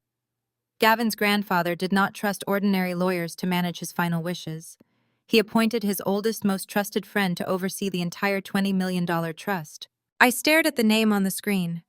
The primary executor was a highly respected, no-nonsense federal judge known across the state for handing down maximum sentences in white-collar crime cases. I picked up my cell phone and dialed the judge's private chamber line. When his clerk answered, I identified myself as Gavin's wife and stated I had emergency forensic evidence regarding the estate that could not wait. The judge came on the line a minute later, his tone impatient and gruff, demanding to know why I was interrupting his busy schedule. I did not waste a single second. I introduced myself, hit the send button on my laptop to forward him my comprehensive encrypted audit of the stolen medical funds, and calmly explained exactly what his best friend's grandson had been doing during the final months of the old man's life. The silence on the other end of the line was terrifying. I could hear the faint sound of the judge clicking through the digital files, reading the irrefutable mathematical proof of Gavin's monstrous greed. When the judge finally spoke, his voice was practically shaking with cold, restrained fury. Gavin scheduled a meeting with me and my team at your hospital room for Saturday at noon. The judge said, his words sharp and deliberate. He told me he was bringing the new heir to unlock the trust. He is planning to bring a baby, I confirmed softly. But it is not his heir. It is part of the fraud. I will be at your hospital room on Saturday at noon, exactly as Gavin requested. The judge promised, the weight of his federal authority echoing through the phone. But I am not bringing a check. I am bringing a reckoning. Have your evidence ready, Tara. I hung up the phone and looked at Dion and Bethany. The final piece of the trap was set. Gavin thought Saturday was going to be his ultimate payday, but he was actually walking into a room filled with people who held the power to lock him away for the rest of his natural life. I hung up the phone and looked at Dion and Bethany. The final piece of the trap was set. Gavin thought Saturday was going to be his ultimate payday, but he was actually walking into a room filled with people who held the power to lock him away for the rest of his natural life. I closed my laptop, feeling the immense, satisfying weight of the digital snare we had just constructed. Dion and Bethany shared a look of profound vindication, their hands resting protectively over the bassinet where their newborn son slept. But the intricate web I had spun was not quite finished catching its prey. My cell phone suddenly vibrated against the plastic hospital tray table, emitting a rapid-fire sequence of harsh buzzing sounds. The screen lit up with a flood of incoming text messages. The sender was Kelsey, the 26-year-old junior associate and my husband's very foolish mistress. Kelsey was currently experiencing the terrifying cold reality of being Gavin's designated scapegoat. Gavin was completely unaware that his sleazy lawyer had abandoned him in terror. He was entirely oblivious to the fact that his financial crimes were fully exposed to a federal judge. All Gavin knew right now was that his bank accounts were frozen solid and he was legally locked out of his own house. In a blind, narcissistic rage, he had stormed directly to the only place he had left to go. He went straight to Kelsey's downtown apartment. I tapped the screen and read the frantic messages pouring in. Kelsey typed with the chaotic speed of a woman fearing for her life. She wrote that Gavin was currently pacing her living room like a caged animal, screaming at the top of his lungs. He was viciously blaming her for the frozen corporate vendor accounts. He demanded to know if she had messed up the requisition forms and triggered a bank audit. He had absolutely no idea that his boring accountant wife was the one pulling the strings from a hospital bed across the city. Then came the turning point that shattered the mistress's illusion completely. Kelsey sent a long, panicked paragraph detailing what Gavin had just demanded of her. He had shoved a printed legal document directly into her face. He ordered her to sign a sworn affidavit taking absolute sole responsibility for the offshore transfers and the money siphoned from his grandfather's medical fund. Gavin promised her that if she took the fall for these temporary accounting errors, he would hire her the best defense attorneys money could buy and take care of her once his $20 million trust cleared on Saturday. Kelsey was young and blinded by greed, but she was not completely stupid. In that exact moment, the romantic facade crumbled. She realized Gavin never planned to take her to the Bahamas. He planned to leave her holding the bag for federal wire fraud and severe elder abuse while he sailed away with his inheritance. The man she thought loved her was actively setting her up to spend the best years of her life in a federal penitentiary. Terrified and furiously betrayed, Kelsey decided to turn completely against him. Desperate to save herself and honor the immunity deal I had implicitly offered her earlier, she handed me the final, devastating piece of Gavin's criminal puzzle. He knows the estate executors require your signature on a custody waiver tomorrow. Kelsey texted her words, painting a picture of pure desperation. He knows you would never give up your parental rights without a massive financial fight, so he is not going to ask you. He hired a fake notary public from a shady contact he knows. He is planning to sneak into your hospital room tomorrow morning before the lawyers arrive. He is going to forge your signature on the custody waiver and have the fake notary stamp it right there in the room. I read the message out loud to Dion and Bethany. The sheer unfiltered arrogance of the man was staggering. Gavin genuinely believed he could casually commit identity theft and document forgery inside a highly secure medical facility. He assumed my postpartum exhaustion would make me an easy, oblivious target. He thought I would be asleep or too weak to notice him slipping a fraudulent legal document into my file. I typed a quick, calculated reply to Kelsey. I thanked her for the critical heads up and assured her that her cooperation was being officially documented for the authorities. She had just secured her position as a star witness for the federal prosecution, effectively hammering the absolute final nail into Gavin's impending coffin. I looked up at Dayon.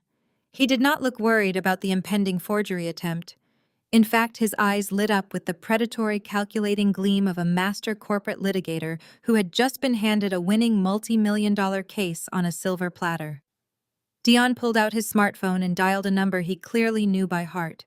He was calling the premier private investigation firm. His corporate law office kept on a highly lucrative retainer. Dion spoke in rapid, hushed tones, issuing precise commands. Within minutes, he had arranged for a high-definition motion-activated hidden camera to be discreetly installed in my hospital room under the cover of darkness. But he did not stop there. Dayon also hired their top field investigator to bypass standard weekend visiting hours by posing as a hospital orderly for Saturday morning. Gavin thought he was bringing a fake notary to pull a fast one on a weak, helpless woman. He thought he was the smartest person in the city. He had no idea he was walking directly onto a professionally monitored soundstage to commit a highly documented federal crime on camera. The trap was no longer just set. It was fully weaponized, thoroughly, legally sanctioned, and waiting to snap shut. I settled back into my hospital pillows, staring at the door. Saturday morning could not come fast enough. Friday evening settled over the hospital ward, casting long, dark shadows across my recovery room. The hidden camera Dion had arranged was already installed, a tiny, undetectable lens, perfectly positioned to capture the door and my hospital bed. The private investigator was fully briefed and ready to assume his role as a hospital orderly the moment the sun came up. The trap for Saturday morning was flawlessly primed. But while Dayon was securing the physical parameters of Gavin's downfall, I still had one massive digital execution left to perform. I adjusted my posture against the stiff hospital pillows and pulled my laptop back onto my lap. The screen illuminated the dark room, casting a cold blue glow over my face. Kelsey had provided me with the raw financial ledgers, but raw data is just a disorganized pile of numbers until someone puts it into a cohesive narrative. I needed to build a weapon. For the next 4 hours, I worked with absolute ruthless precision. I cross-referenced every single fraudulent vendor receipt with the offshore routing numbers Montgomery had set up. I mapped out the exact dates Gavin had approved massive corporate withdrawals and matched them directly to his luxury hotel bookings and his expensive jewelry purchases. I organized the chaotic data into clear, undeniable charts and graphs. As I formatted the pages, my mind drifted back to a lavish corporate holiday dinner we attended 3 years ago. Gavin was desperate to impress the executive board and secure his promotion to vice president of sales. We were seated at a massive mahogany table at one of the most exclusive steakhouses in the city. The chief executive officer of the tech firm, a stern man who valued intelligence, had turned to me and politely asked about my career. Before I could even open my mouth to explain my work in forensic accounting, Gavin let out a loud, condescending laugh. He wrapped a heavy hand around my shoulder, squeezing it tight enough to send a warning, and smiled at his boss. She is just a bean counter, Gavin had said, his voice carrying perfectly across the quiet dining room. She keeps track of the grocery budget and makes sure the household spreadsheets look pretty, so I can focus on bringing in the real money. The entire table of executives had chuckled politely. I had sat there in silence, feeling my face burn with intense humiliation, staring down at my expensive steak, while my husband reduced my entire professional existence to a trivial domestic chore. Gavin thought numbers were boring. He thought the people who analyzed them were small, insignificant worker bees who lacked the charisma to survive in the real world of high-stakes business. He was so completely blinded by his own arrogance that he failed to realize one fundamental truth. Numbers never lie, and the people who know how to read them hold the power to destroy empires. I finished compiling the forensic accounting dossier right as the hospital clock struck 10. It was a devastating 50-page masterpiece of financial destruction. Section 1 outlined the systematic embezzlement of corporate assets over a 3-year period. Section 2 detailed the international wire fraud facilitated by his former legal counsel. Section 3 provided a comprehensive, itemized list of his gross misuse of corporate funds, complete with Kelsey's digital signature on the fraudulent requisition forms. It was not just a report, it was a guaranteed federal indictment wrapped in a perfectly formatted digital document. I opened my email client and began drafting a new message. I did not use my personal email address.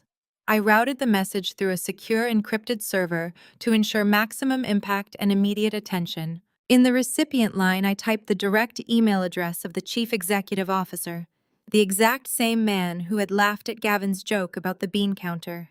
I added the email addresses for the entire corporate board of directors. Then I added the direct contact for the Regional Enforcement Division of the Securities and Exchange Commission. I kept the body of the email incredibly brief and coldly professional. I attached the 50-page dossier and simply wrote that the enclosed document contained verified proof of multi-million-dollar corporate embezzlement by their vice president of sales. I pressed the send button with a firm, satisfying strike of the keyboard. The email vanished from my outbox, launching directly into the digital atmosphere. I did not close my laptop. Instead, I used the administrative portal access Kelsey had surrendered to me to monitor the corporate network's real-time response. I wanted to watch the shockwaves hit. I only had to wait 10 minutes.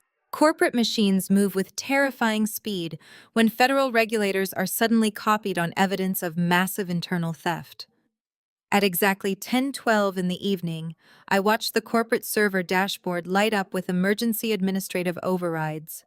A high-level security protocol was initiated directly from the chief executive's office. First, Gavin's employee identification number flashed red on the screen.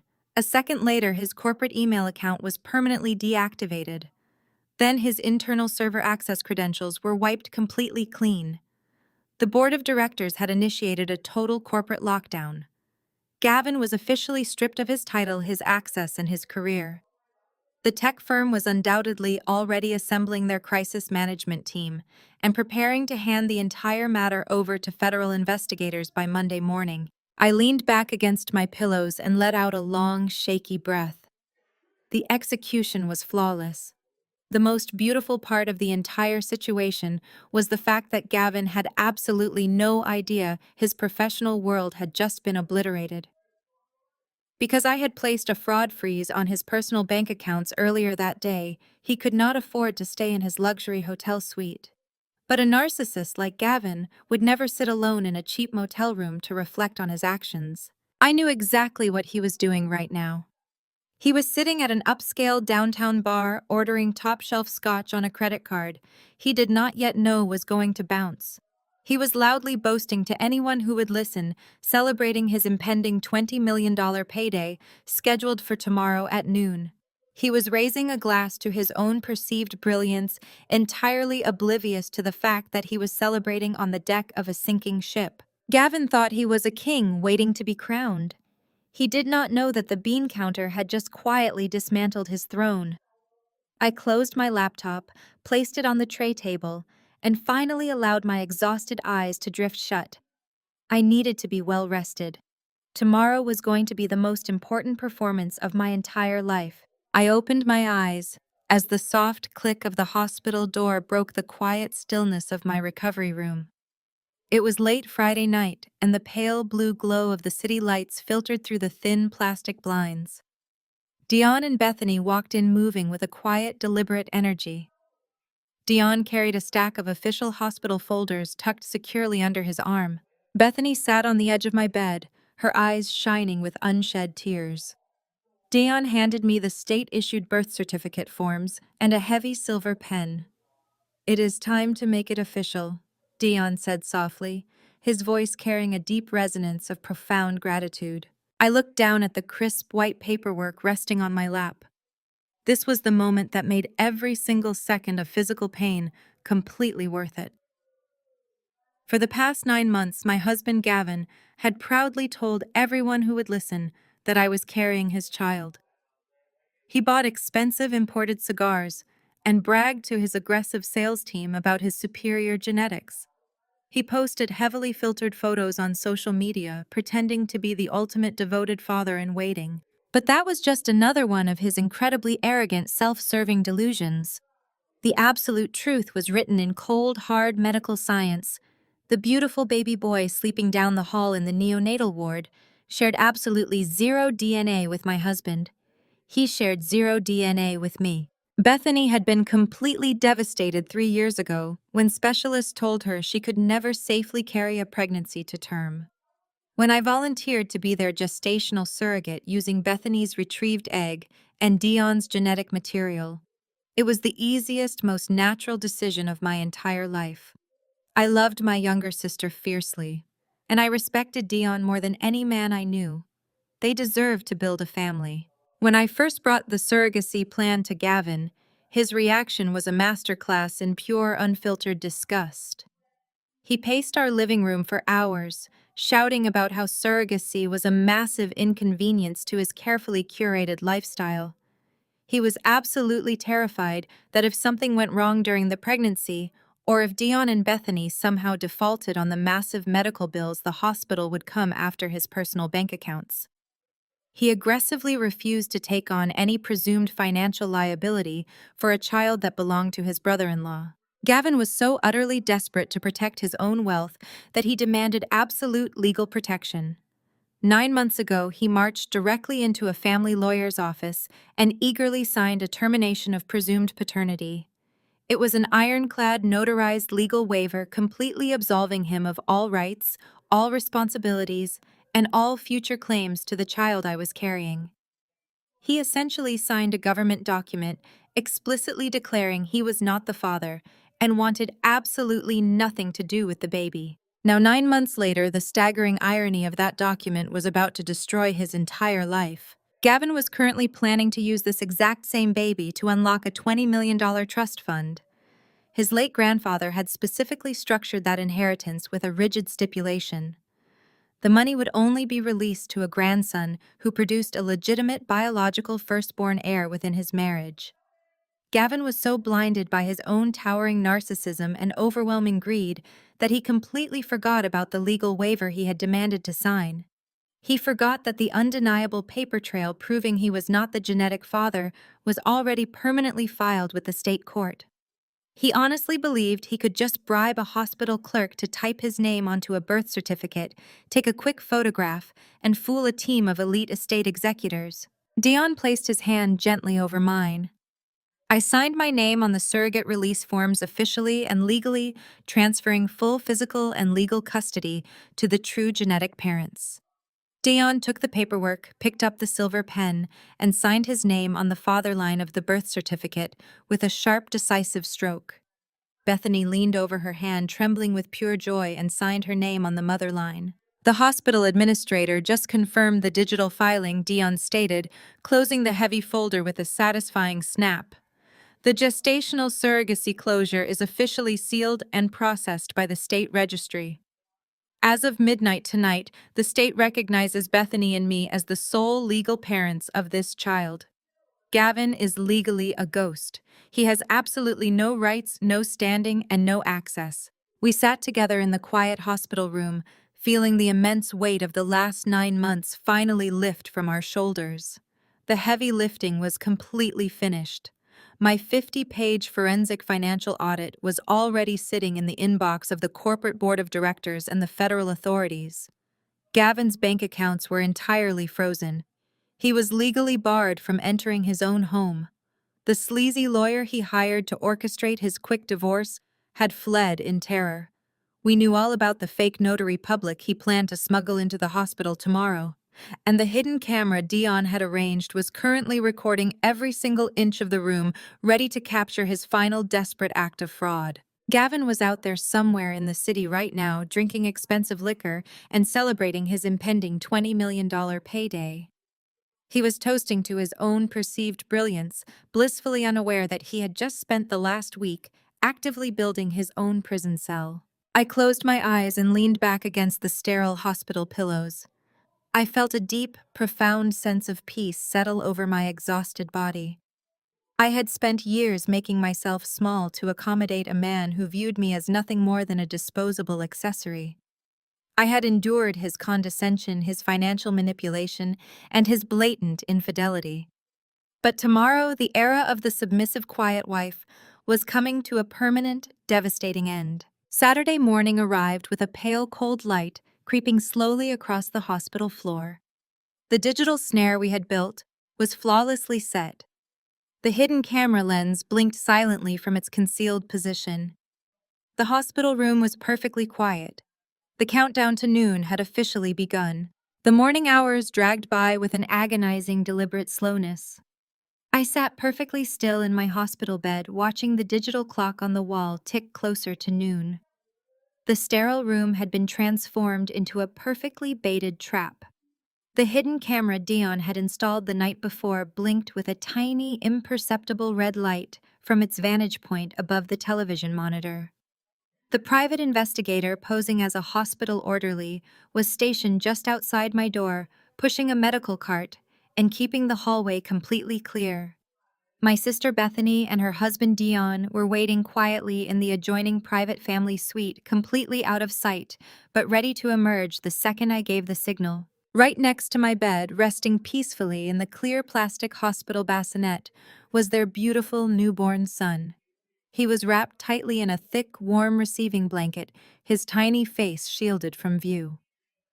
At exactly 11:30 in the morning, the heavy, arrogant sound of expensive leather shoes echoing down the hospital corridor signaled the arrival of my husband.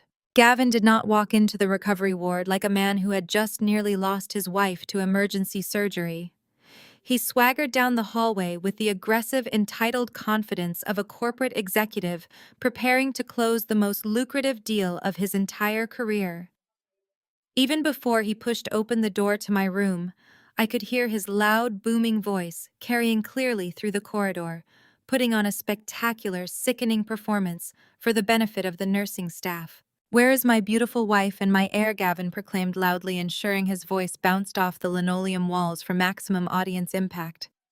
"Point me toward my family. I have been waiting my whole life for this day."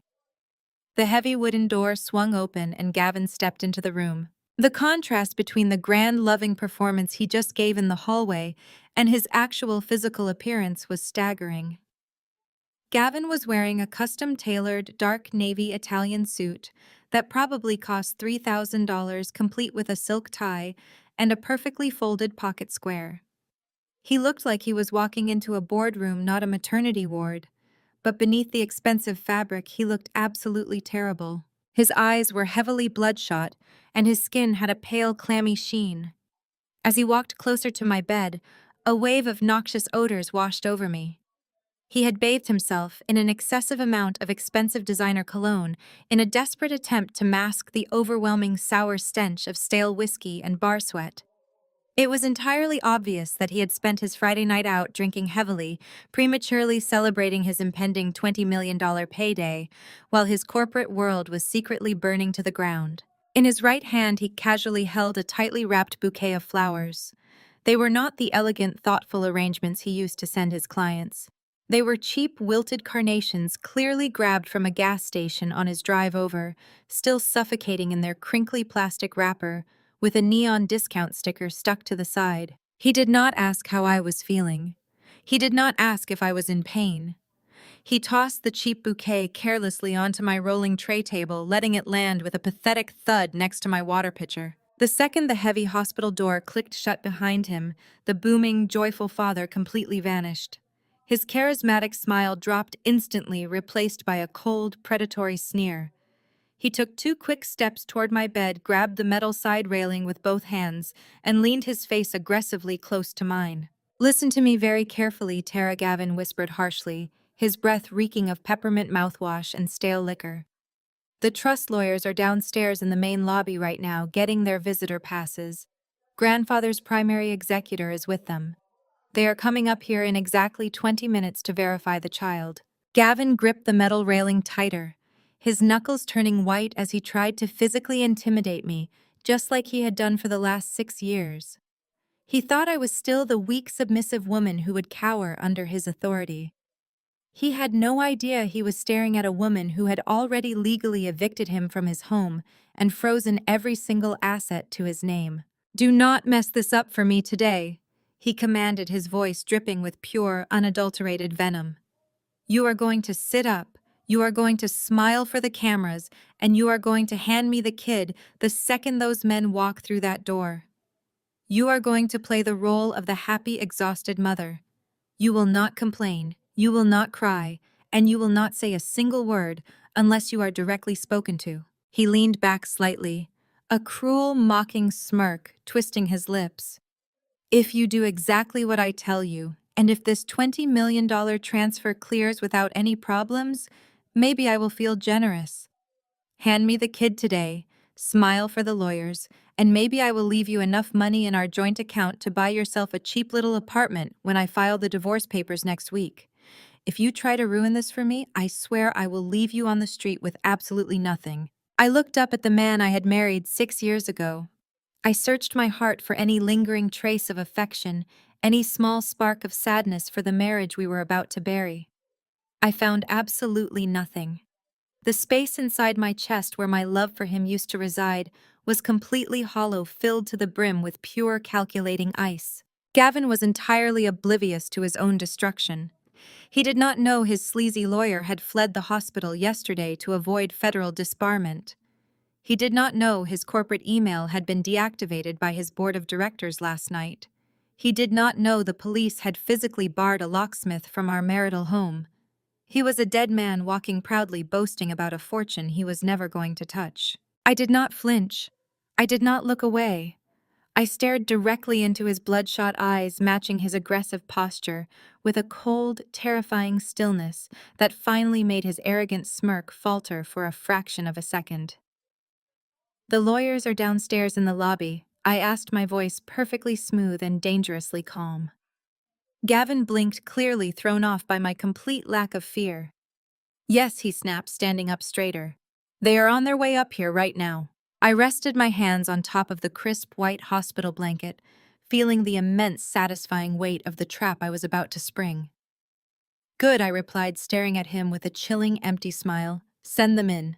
Gavin narrowed his bloodshot eyes, trying desperately to decipher my absolute lack of panic. He was a man who thrived on female fear, and my cold, unblinking composure deeply unsettled him. But his overwhelming greed quickly overrode his brief moment of hesitation. He smoothed the lapels of his custom-tailored Italian suit, adjusted his silk tie, and forced his face back into the mask of the charismatic, devoted family man. He genuinely believed my calmness was simply the result of heavy surgical medication and total broken submission.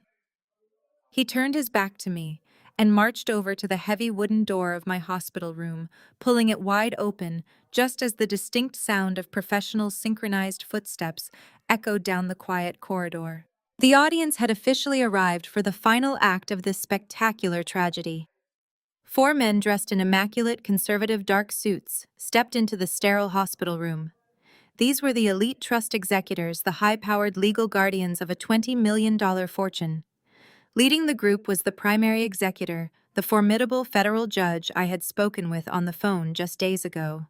He was a tall, imposing man with sharp gray eyes and a perfectly trimmed silver beard.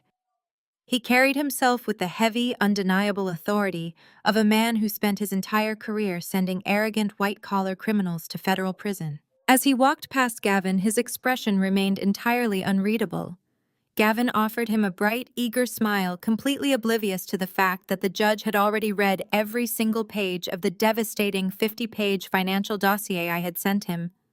Gavin had no idea this man already knew about the stolen medical funds and the offshore accounts. Right behind the team of lawyers walked my mother-in-law, Barbara. She swept into the room like a victorious queen claiming her conquered territory. She wore a bright crimson designer dress and a thick pearl necklace, her chin tilted upward in pure, unadulterated arrogance. She cast a brief, deeply disgusted look in my direction, silently mocking me for being trapped in a hospital bed. Then she immediately turned her full attention to the clear plastic bassinet resting quietly next to my medical monitors. Inside that bassinet, my nephew slept peacefully. Bethany and Dion had wrapped their beautiful son tightly in a thick dark blue hospital blanket, strategically covering his head with a small cotton cap. Only a tiny fraction of his sleeping face was visible in the dim lighting of the room. Barbara leaned over the plastic railing, clasping her hands together in a highly theatrical display of maternal affection. She did not bother to lean down close enough to actually inspect the infant. She did not notice the rich, dark skin he had inherited from his African-American father, Dion.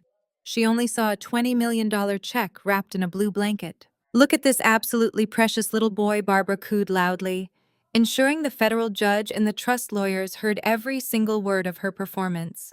"He is absolutely perfect, Gavin. He has the exact same strong, defined jawline you had as a baby, and you can already tell he definitely has your eyes. He is the spitting image of our family lineage, a true heir in every single way." I sat perfectly still against my pillows, pressing my lips tightly together to stop myself from laughing out loud at her staggering racist blindness. She was so entirely consumed by her own elitist delusions and her desperate greed that she could not even recognize that the child she was cooing over shared absolutely zero genetic material with her son. She viewed this baby exactly the same way Gavin did not, as a living, breathing human being, but as a shiny, golden key designed to unlock a massive bank vault. The federal judge stepped up to the foot of my hospital bed, placing his heavy leather briefcase onto the rolling tray table. He popped the brass latches with a sharp, decisive click. The sound echoed loudly in the quiet room. He pulled out a thick stack of watermarked legal documents, precisely arranging them on the flat surface. The other three lawyers flanked him, pulling out their own respective files and heavy gold pens. The room felt incredibly heavy, charged with the electric anticipation of a life-altering transaction. "We are here to execute the final stipulations of the estate trust," the federal judge announced, his deep voice commanding absolute silence in the room. He looked directly at Gavin, his gray eyes cold and piercing. "The terms established by your late grandfather are incredibly strict and completely non-negotiable. The $20 million financial disbursement requires the verified physical presentation of a legitimate firstborn biological heir produced within your current marriage. We require visual confirmation of the child, followed by the immediate signing of these sworn legal affidavits by both you and your wife. Are you prepared to proceed with the legal verification?" Gavin could practically taste the money. His eyes dilated with pure toxic greed.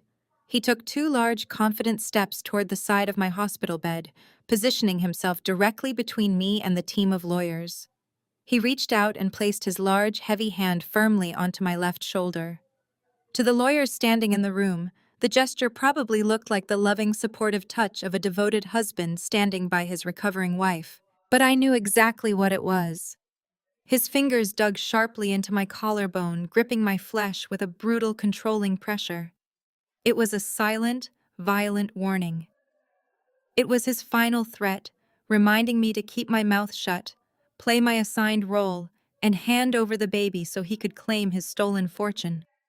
He was treating me like a compliant hostage in my own hospital room. I looked at the closed door of the adjoining family suite, knowing my brother-in-law Dion and my sister Bethany were standing right on the other side listening to every single word. The hidden camera mounted above the television monitor captured Gavin's aggressive grip on my shoulder and the smug, triumphant smile plastered across Barbara's face.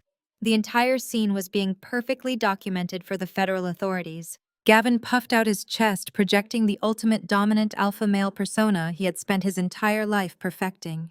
He offered the federal judge a wide, incredibly arrogant smile, fully believing he had just successfully pulled off the greatest financial fraud of the decade. He thought he had outsmarted his grandfather, outsmarted the legal system, and completely dominated his boring accountant wife. "Gentlemen," Gavin said, his voice booming with false pride and sickening triumph, "I present to you my firstborn child, the rightful biological heir to this entire estate.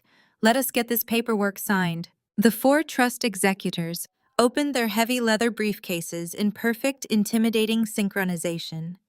The sharp snaps of the brass latches echoed in the quiet hospital room like a countdown to a massive explosion. The federal judge pulled out a thick stack of watermarked legal affidavits, placing them neatly next to a gold fountain pen.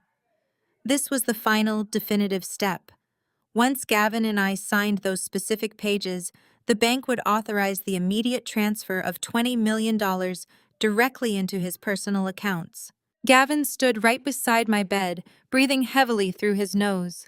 His grip on my left shoulder tightened painfully, his manicured fingernails digging sharply into my collarbone through the thin fabric of my hospital gown. He was silently commanding me to be a good, obedient little wife and play my part in his massive federal crime. He genuinely expected me to just nod, smile at the wealthy lawyers, and hand him the infant sleeping in the plastic bassinet beside me. Instead of reaching for the baby, I reached up with my right hand. I grabbed Gavin tightly by the wrist. With a sudden, forceful twist that completely shocked him, I shoved his heavy hand entirely off my shoulder. Gavin stumbled back half a step, his perfectly styled hair shifting out of place as his eyes widened in sheer disbelief. He had spent 6 years treating me like a compliant, easily manipulated accessory, and my sudden physical defiance in front of an audience deeply rattled him. I sat up perfectly straight against my hospital pillows, ignoring the dull ache in my surgical incisions. I did not look at the federal judge. I did not look at my mother-in-law, Barbara, who was still hovering eagerly near the bassinet. I looked Gavin dead in the eye, channeling every single ounce of the cold, calculated fury I had been storing up since the moment he threw that $50 bill at my face. "What baby, Gavin?" I asked. My voice was perfectly smooth, crystal clear, and completely devoid of any emotion. The words hung in the sterile hospital air, bringing the entire room to a sudden grinding halt. The three junior trust lawyers actually froze with their hands hovering over their legal pads. The federal judge slowly lowered his gold fountain pen, his sharp gray eyes darting from me to Gavin. Gavin let out a nervous, utterly breathless chuckle, desperately trying to maintain his charismatic facade in front of the men who held the keys to his fortune. He leaned back over my bed, his face flushing a deep, angry crimson, and spoke through tightly clenched teeth. "Stop playing games right now, Tara." Gavin hissed, his voice dropping to a harsh, threatening whisper that failed to mask his rising panic. He thought I was trying to extort him for a larger cut of the inheritance at the 11th hour. "The baby is right there." He aggressively pointed his finger at the clear plastic bassinet. He was so incredibly eager to get his hands on the money that he still had not bothered to actually look closely at the infant bundled inside the thick hospital blankets. Before Gavin could take another step toward the bassinet, the heavy wooden door to the adjoining private family suite clicked open. My brother-in-law Dion stepped out of the shadows. He did not look like a worried family member visiting a sick relative. He moved with the towering, formidable presence of a ruthless corporate litigation attorney, stepping into a courtroom to deliver a killing blow. Bethany walked right behind him, her chin held high, and her eyes flashing with fierce, protective maternal pride. Dion ignored Gavin completely. He marched directly to the side of the bassinet, his broad shoulders blocking Gavin from stepping any closer. With gentle, loving hands, Dion reached down and carefully lifted the sleeping newborn out of the plastic tub. He cradled the infant securely against his chest and turned to face my completely bewildered husband. With a swift, dramatic motion, Dayon pulled back the thick blue hospital blanket that had been obscuring the child from view. The bright fluorescent lights of the hospital room illuminated the baby perfectly. The infant did not have Gavin's pale complexion. He did not have Gavin's supposedly distinctive jawline. The beautiful sleeping baby boy possessed the rich dark skin he had genetically inherited directly from his African-American father. "You mean my son Dion?" asked, his deep voice booming with absolute undeniable authority. The entire hospital room descended into a state of sheer, unadulterated chaos. Barbara let out a horrifying, strangled gasp, stumbling backward until her back hit the wall. Her racist, elitist delusion that the baby shared her family lineage shattered into a million irreparable pieces. She stared at Dayon and the baby as if she had just seen a ghost, her hands flying up to cover her mouth in pure shock. Gavin physically reeled backward, his brain completely short-circuited as he stared at the dark-skinned infant resting safely in Dayon's arms. He opened his mouth to speak, but only a pathetic, breathless wheeze escaped his throat.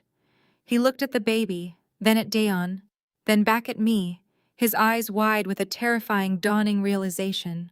The trap had just violently snapped shut around his neck. I reached into the drawer of my bedside table and pulled out a thick manila folder I had prepared the night before. I slid the heavy folder directly across the rolling tray table, pushing it right into the hands of the federal judge. "Gentlemen," I announced, addressing the team of executors, while keeping my eyes locked onto my husband's horrified face. "I am a gestational surrogate. The true verified genetic parents of this child are my sister Bethany and her husband Dion." The federal judge immediately opened the manila folder. He pulled out the crisp, state-certified legal documents. Inside that folder, you will find the certified DNA verification and the court-ordered surrogacy contract. I explained smoothly, savoring the absolute destruction of Gavin's world. "But most importantly, you will want to look at the final document in that stack." I pointed a steady finger toward the paperwork in the judge's hands. "That is a legally binding, fully notarized waiver, relinquishing all presumed parental rights," I stated, raising my voice so every single person in the room could hear the fatal blow. "It was signed by Gavin exactly 9 months ago. He was so terrified of paying a hospital bill that he legally declared he is not the father and demanded absolutely zero legal or financial responsibility for this child." Gavin's face drained of all color. He looked like a man who had just been shoved out of an airplane without a parachute. He began to stammer wildly, throwing his hands out in front of him. "No," Gavin choked out, his voice cracking in sheer terror. "That is a mistake. She is lying. She is trying to steal my inheritance. That document does not mean anything." The federal judge slowly lowered the notarized waiver. His face hardened into a mask of pure, terrifying judicial wrath. He looked at the undeniable legal signature, proving Gavin had willingly surrendered his rights months ago, and then he looked at the man sweating and shaking in front of him. The judge slammed his heavy leather portfolio shut with a crack that sounded like a gunshot. "You tried to defraud this estate with a child that is not yours." The absolute silence in the hospital room was deafening. The federal judge stared at Gavin with a look of pure, unadulterated disgust. Gavin opened his mouth desperately, trying to formulate a lie, an excuse, or some twisted justification, but his silver tongue completely failed him. He pointed a shaking finger at me, then at Dion, his face a mask of pure panic. "She tricked me," Gavin stammered, his voice cracking horribly. "She set me up. I did not know she was a surrogate." The federal judge did not even blink at the pathetic excuse. He picked up the notarized waiver of parental rights that Gavin had willingly signed 9 months ago and held it up in the bright fluorescent light. "You signed a legally binding document relinquishing all rights to this child because you were too cheap to risk paying a medical bill," the judge stated, his voice ringing with absolute judicial authority. "And then you brought me to this hospital, attempted to present a child that shares absolutely zero genetic material with you, and tried to fraudulently authorize the transfer of $20 million. The judge dropped the paper back onto the rolling tray table and zipped his heavy leather portfolio closed. Under the strict, non-negotiable stipulations of your grandfather's trust, any attempt to defraud the estate results in immediate and permanent disinheritance. You get absolutely nothing, Gavin. The entire $20 million will be immediately diverted to the secondary charitable beneficiaries. You are officially cut off, not just today, forever. Gavin physically staggered backward as if he had been punched directly in the chest. He grabbed the edge of a medical cart to steady himself. The three junior trust lawyers silently packed up their briefcases, their faces completely devoid of sympathy. Before Gavin could even process the loss of his massive fortune, a sharp, furious shriek shattered the air. Barbara, my mother-in-law, lunged forward. The smug, triumphant queen from 5 minutes ago was completely gone, replaced by a desperate, hysterical woman watching her financial lifeline evaporate into thin air. "You absolute idiot," Barbara screamed, slapping her hands against Gavin's chest. "How could you not know who the mother was? How could you be so stupid? You ruined everything." She raised her hand to hit him again, but the sharp, piercing ring of her designer smartphone cut through her screaming. She froze, her chest heaving, and pulled the phone from her expensive handbag. She looked at the caller identification and answered it with trembling fingers. "Yes," she snapped. I sat perfectly still against my hospital pillows, watching the color rapidly drain from her meticulously painted face. She listened to the voice on the other end of the line, her eyes widening in sheer, unadulterated terror. The phone slipped from her grasp, hitting the linoleum floor with a sharp crack. "The Internal Revenue Service," Barbara whispered, her voice completely hollow. "My federal defense attorney just called. The agents did not just freeze my bank accounts this morning. They just officially seized all 4 of my commercial restaurant properties. The business is entirely gone." I offered her a cold, empty smile. "I told you I was incredibly efficient, Barbara. I highly suggest you start looking for a very affordable apartment." Barbara let out a terrible, suffocating sob and stumbled out of the hospital room, completely abandoning her son to face his own destruction. Gavin was hyperventilating now. The walls were closing in on him. He turned his bloodshot eyes toward me, desperate to regain any fraction of the control he had wielded over me for 6 long years. "You vindictive witch," Gavin hissed, taking a threatening step toward my bed. "You think you won. I am still a vice president of sales. I still make a massive corporate salary. I will hire the best lawyers in the state, kick you out of my house, and sue you until you are bankrupt." Dion smoothly stepped directly into Gavin's path, effortlessly blocking him from getting anywhere near me. Dion reached into his sleek leather briefcase and pulled out a thick stack of manila envelopes. "Actually, you have none of those things," Dion said, his voice a low, terrifying rumble of professional satisfaction. He slapped the first envelope aggressively against Gavin's chest. "This is an emergency court-ordered restraining order protecting Tara, my wife Bethany, and my newborn son from you. If you come within 500 feet of any of us, you will be arrested immediately." Dion slapped the second envelope against Gavin's chest. Gavin fumbled to catch it, his hands shaking violently. "This is your official eviction notice," Dion continued smoothly. "As Tara informed the local police yesterday, her private holding company owns your defaulted secondary mortgage. You are legally barred from the property. Your bags are already packed and sitting on the front lawn." Dion slapped the third and final envelope against Gavin. "And these are your expedited divorce papers, citing extreme marital misconduct and financial abuse." Gavin dropped the envelopes onto the floor. He was physically trembling, his expensive custom suit suddenly looking like a cheap costume. He shook his head frantically. "You cannot do this. My corporate board will never let you get away with this. I am a top earner." The heavy wooden door of the hospital room swung wide open for the final time. The timing was so mathematically perfect it almost felt choreographed. 2 men stepped into the room. They wore dark, nondescript windbreakers and carried themselves with a rigid, undeniable authority. Clipped to their belts were the unmistakable gold shields of federal agents. Gavin, the lead agent, asked, his eyes locking onto my husband. Gavin slowly turned his head, his breathing shallow and rapid. "Yes," he choked out. "We are with the Federal Bureau of Investigation," the agent stated firmly, stepping fully into the room. "We need you to come with us right now regarding a multi-million-dollar corporate embezzlement, international wire fraud, and severe elder financial abuse investigation. Your company board of directors handed over a 50-page forensic dossier last night. Your corporate email was deactivated 12 hours ago. You are officially under arrest." The remaining color vanished from Gavin's face. The reality of his absolute total destruction finally crashed down upon him. He had lost his $20 million inheritance. He had lost his house. He had lost his job. And now he was losing his freedom. His legs completely gave out beneath him. Gavin fell heavily to his knees right beside my hospital bed.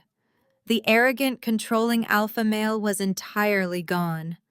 In his place was a pathetic, broken man facing the devastating consequences of his own boundless greed. He reached out and grabbed the metal side railing of my bed, tears streaming down his face, completely ruining his expensive cologne. "Tara, please!" Gavin begged, his voice cracking into a high-pitched, desperate sob. "Tell them it is a mistake. Tell them you made up the accounting file. Please, Tara. I am your husband. You have to help me. I have nowhere to go." I looked down at the man who had treated me like a disposable object for 6 years. I looked at the man who threw a $50 bill at me while I was bleeding and terrified. I felt absolutely no pity. I felt no remorse. I simply felt the immense, beautiful weight of total justice. I leaned forward slightly, looking him dead in his tear-filled eyes, and echoed the exact words he had spoken to me on the worst night of my life. "Take an Uber, Gavin," I said coldly. "I need my sleep." The federal agents hauled Gavin to his feet. The custom-tailored Italian suit he had so proudly worn into my hospital room was now completely rumpled, hanging awkwardly on his trembling frame. I watched without a single ounce of pity as they fastened the heavy steel handcuffs around his wrists. The metallic click echoed sharply in the quiet room, serving as a beautiful definitive period at the end of a very long, toxic sentence. The agents escorted him out the door, his pathetic pleas fading down the sterile hospital corridor until there was nothing left but absolute, uninterrupted silence. 6 months passed since that spectacular morning. The bitter winter melted into a bright, promising spring and eventually settled into a crisp, golden autumn. I stood in the center of my massive, newly renovated kitchen, pulling a perfectly roasted turkey out of the oven. The house smelled of cinnamon-roasted garlic and fresh pine. This was the exact same sprawling suburban house Gavin had once tried to illegally evict me from. After my private holding company formally foreclosed on his defaulted secondary loan, I stripped his name completely off the deed. I knocked down the dark, oppressive walls he had chosen and redesigned the entire space to let the natural light pour in. It was no longer a prison disguised as a marital home. It was my sanctuary. The doorbell rang, sending a warm thrill of anticipation through my chest. I wiped my hands on my apron and walked to the front entryway, pulling the heavy wood and glass door open. My sister Bethany stood on the porch, her face glowing with pure, unadulterated happiness. Standing right beside her was her husband, Dion. He had traded his intimidating corporate litigation suits for a comfortable cashmere sweater, though his dark eyes still carried that sharp, protective intelligence. Nestled safely in a plush baby carrier strapped to Dion's chest was their beautiful 6-month-old son. The baby let out a joyful, bubbling laugh the second he saw me, his rich brown skin glowing in the warm light of the porch. I pulled my sister into a tight embrace, feeling the overwhelming strength of the family we had fought so hard to protect. We walked into the warm dining room, setting the table with fine china and pouring tall glasses of expensive red wine. As we sat around the table, passing plates of food and sharing stories, Dayon raised his glass for a toast.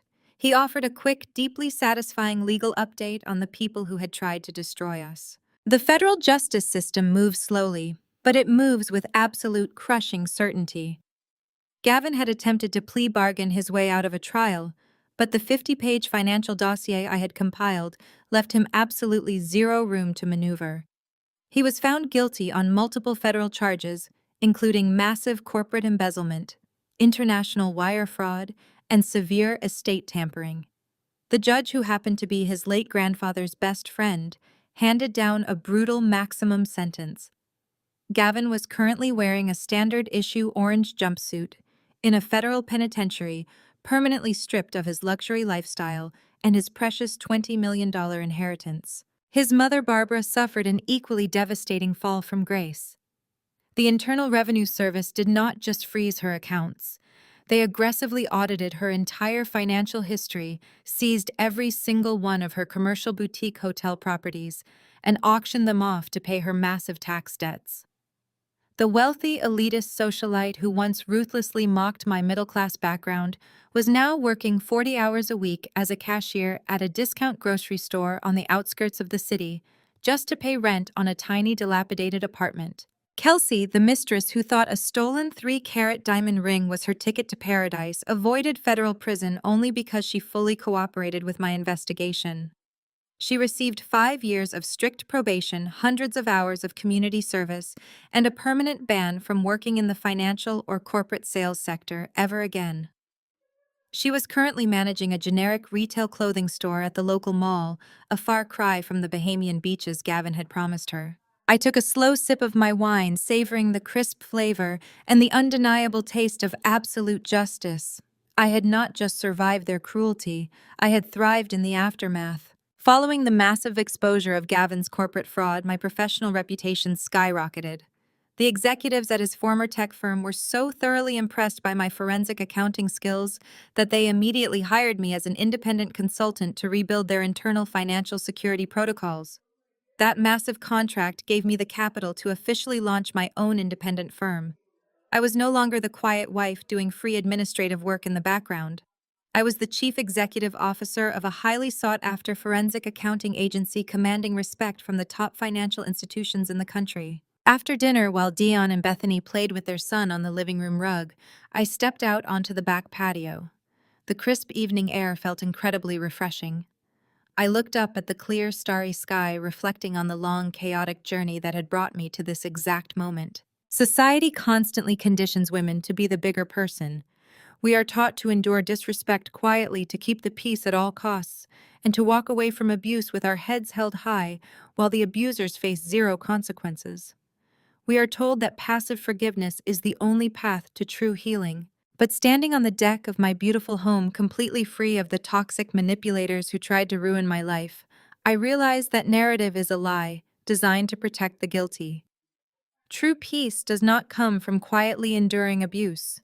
True peace comes from holding abusers absolutely accountable with cold surgical precision. It comes from gathering your data, building your case, and striking back with such undeniable force that they can never hurt you or anyone you love ever again. Gavin thought my value was perfectly encapsulated in a crumpled $50 bill. He thought I was small, insignificant, and easily discarded.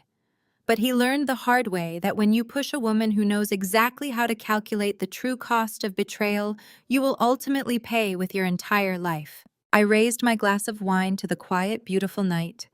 I toasted to my brilliant sister, to my fierce brother-in-law, to their perfect son, and to the magnificent, unshakable empire I had built from the ashes of a broken marriage. I walked back inside, locked my sturdy front door, and prepared for bed. For the first time in 6 years, I closed my eyes and slipped into a deep, beautiful, entirely uninterrupted sleep. If you have ever been pushed to your absolute breaking point by someone who underestimated your strength, let me know how you fought back in the comments below. Hit that like button and subscribe for more stories about surviving betrayal and claiming the ultimate victory. Remember that you do not have to endure cruelty to be a good person. Sometimes the most righteous thing you can do is hand the bully their own bill and force them to pay it in full. Thank you for watching, and may you always find the courage to protect your peace. The most powerful lesson from this ordeal is that our true strength often lies in the skills toxic people underestimate. Gavin dismissed my career as a simple bean counter, never realizing my meticulous nature would be the exact weapon used to dismantle his deceit. We are frequently taught that enduring disrespect quietly is the higher ground. However, true peace only comes when we hold abusers fully accountable and establish impenetrable boundaries. Never let anyone convince you that your worth is defined by their narrow perspective. What hidden strength has helped you overcome betrayal? Let me know in the comments below.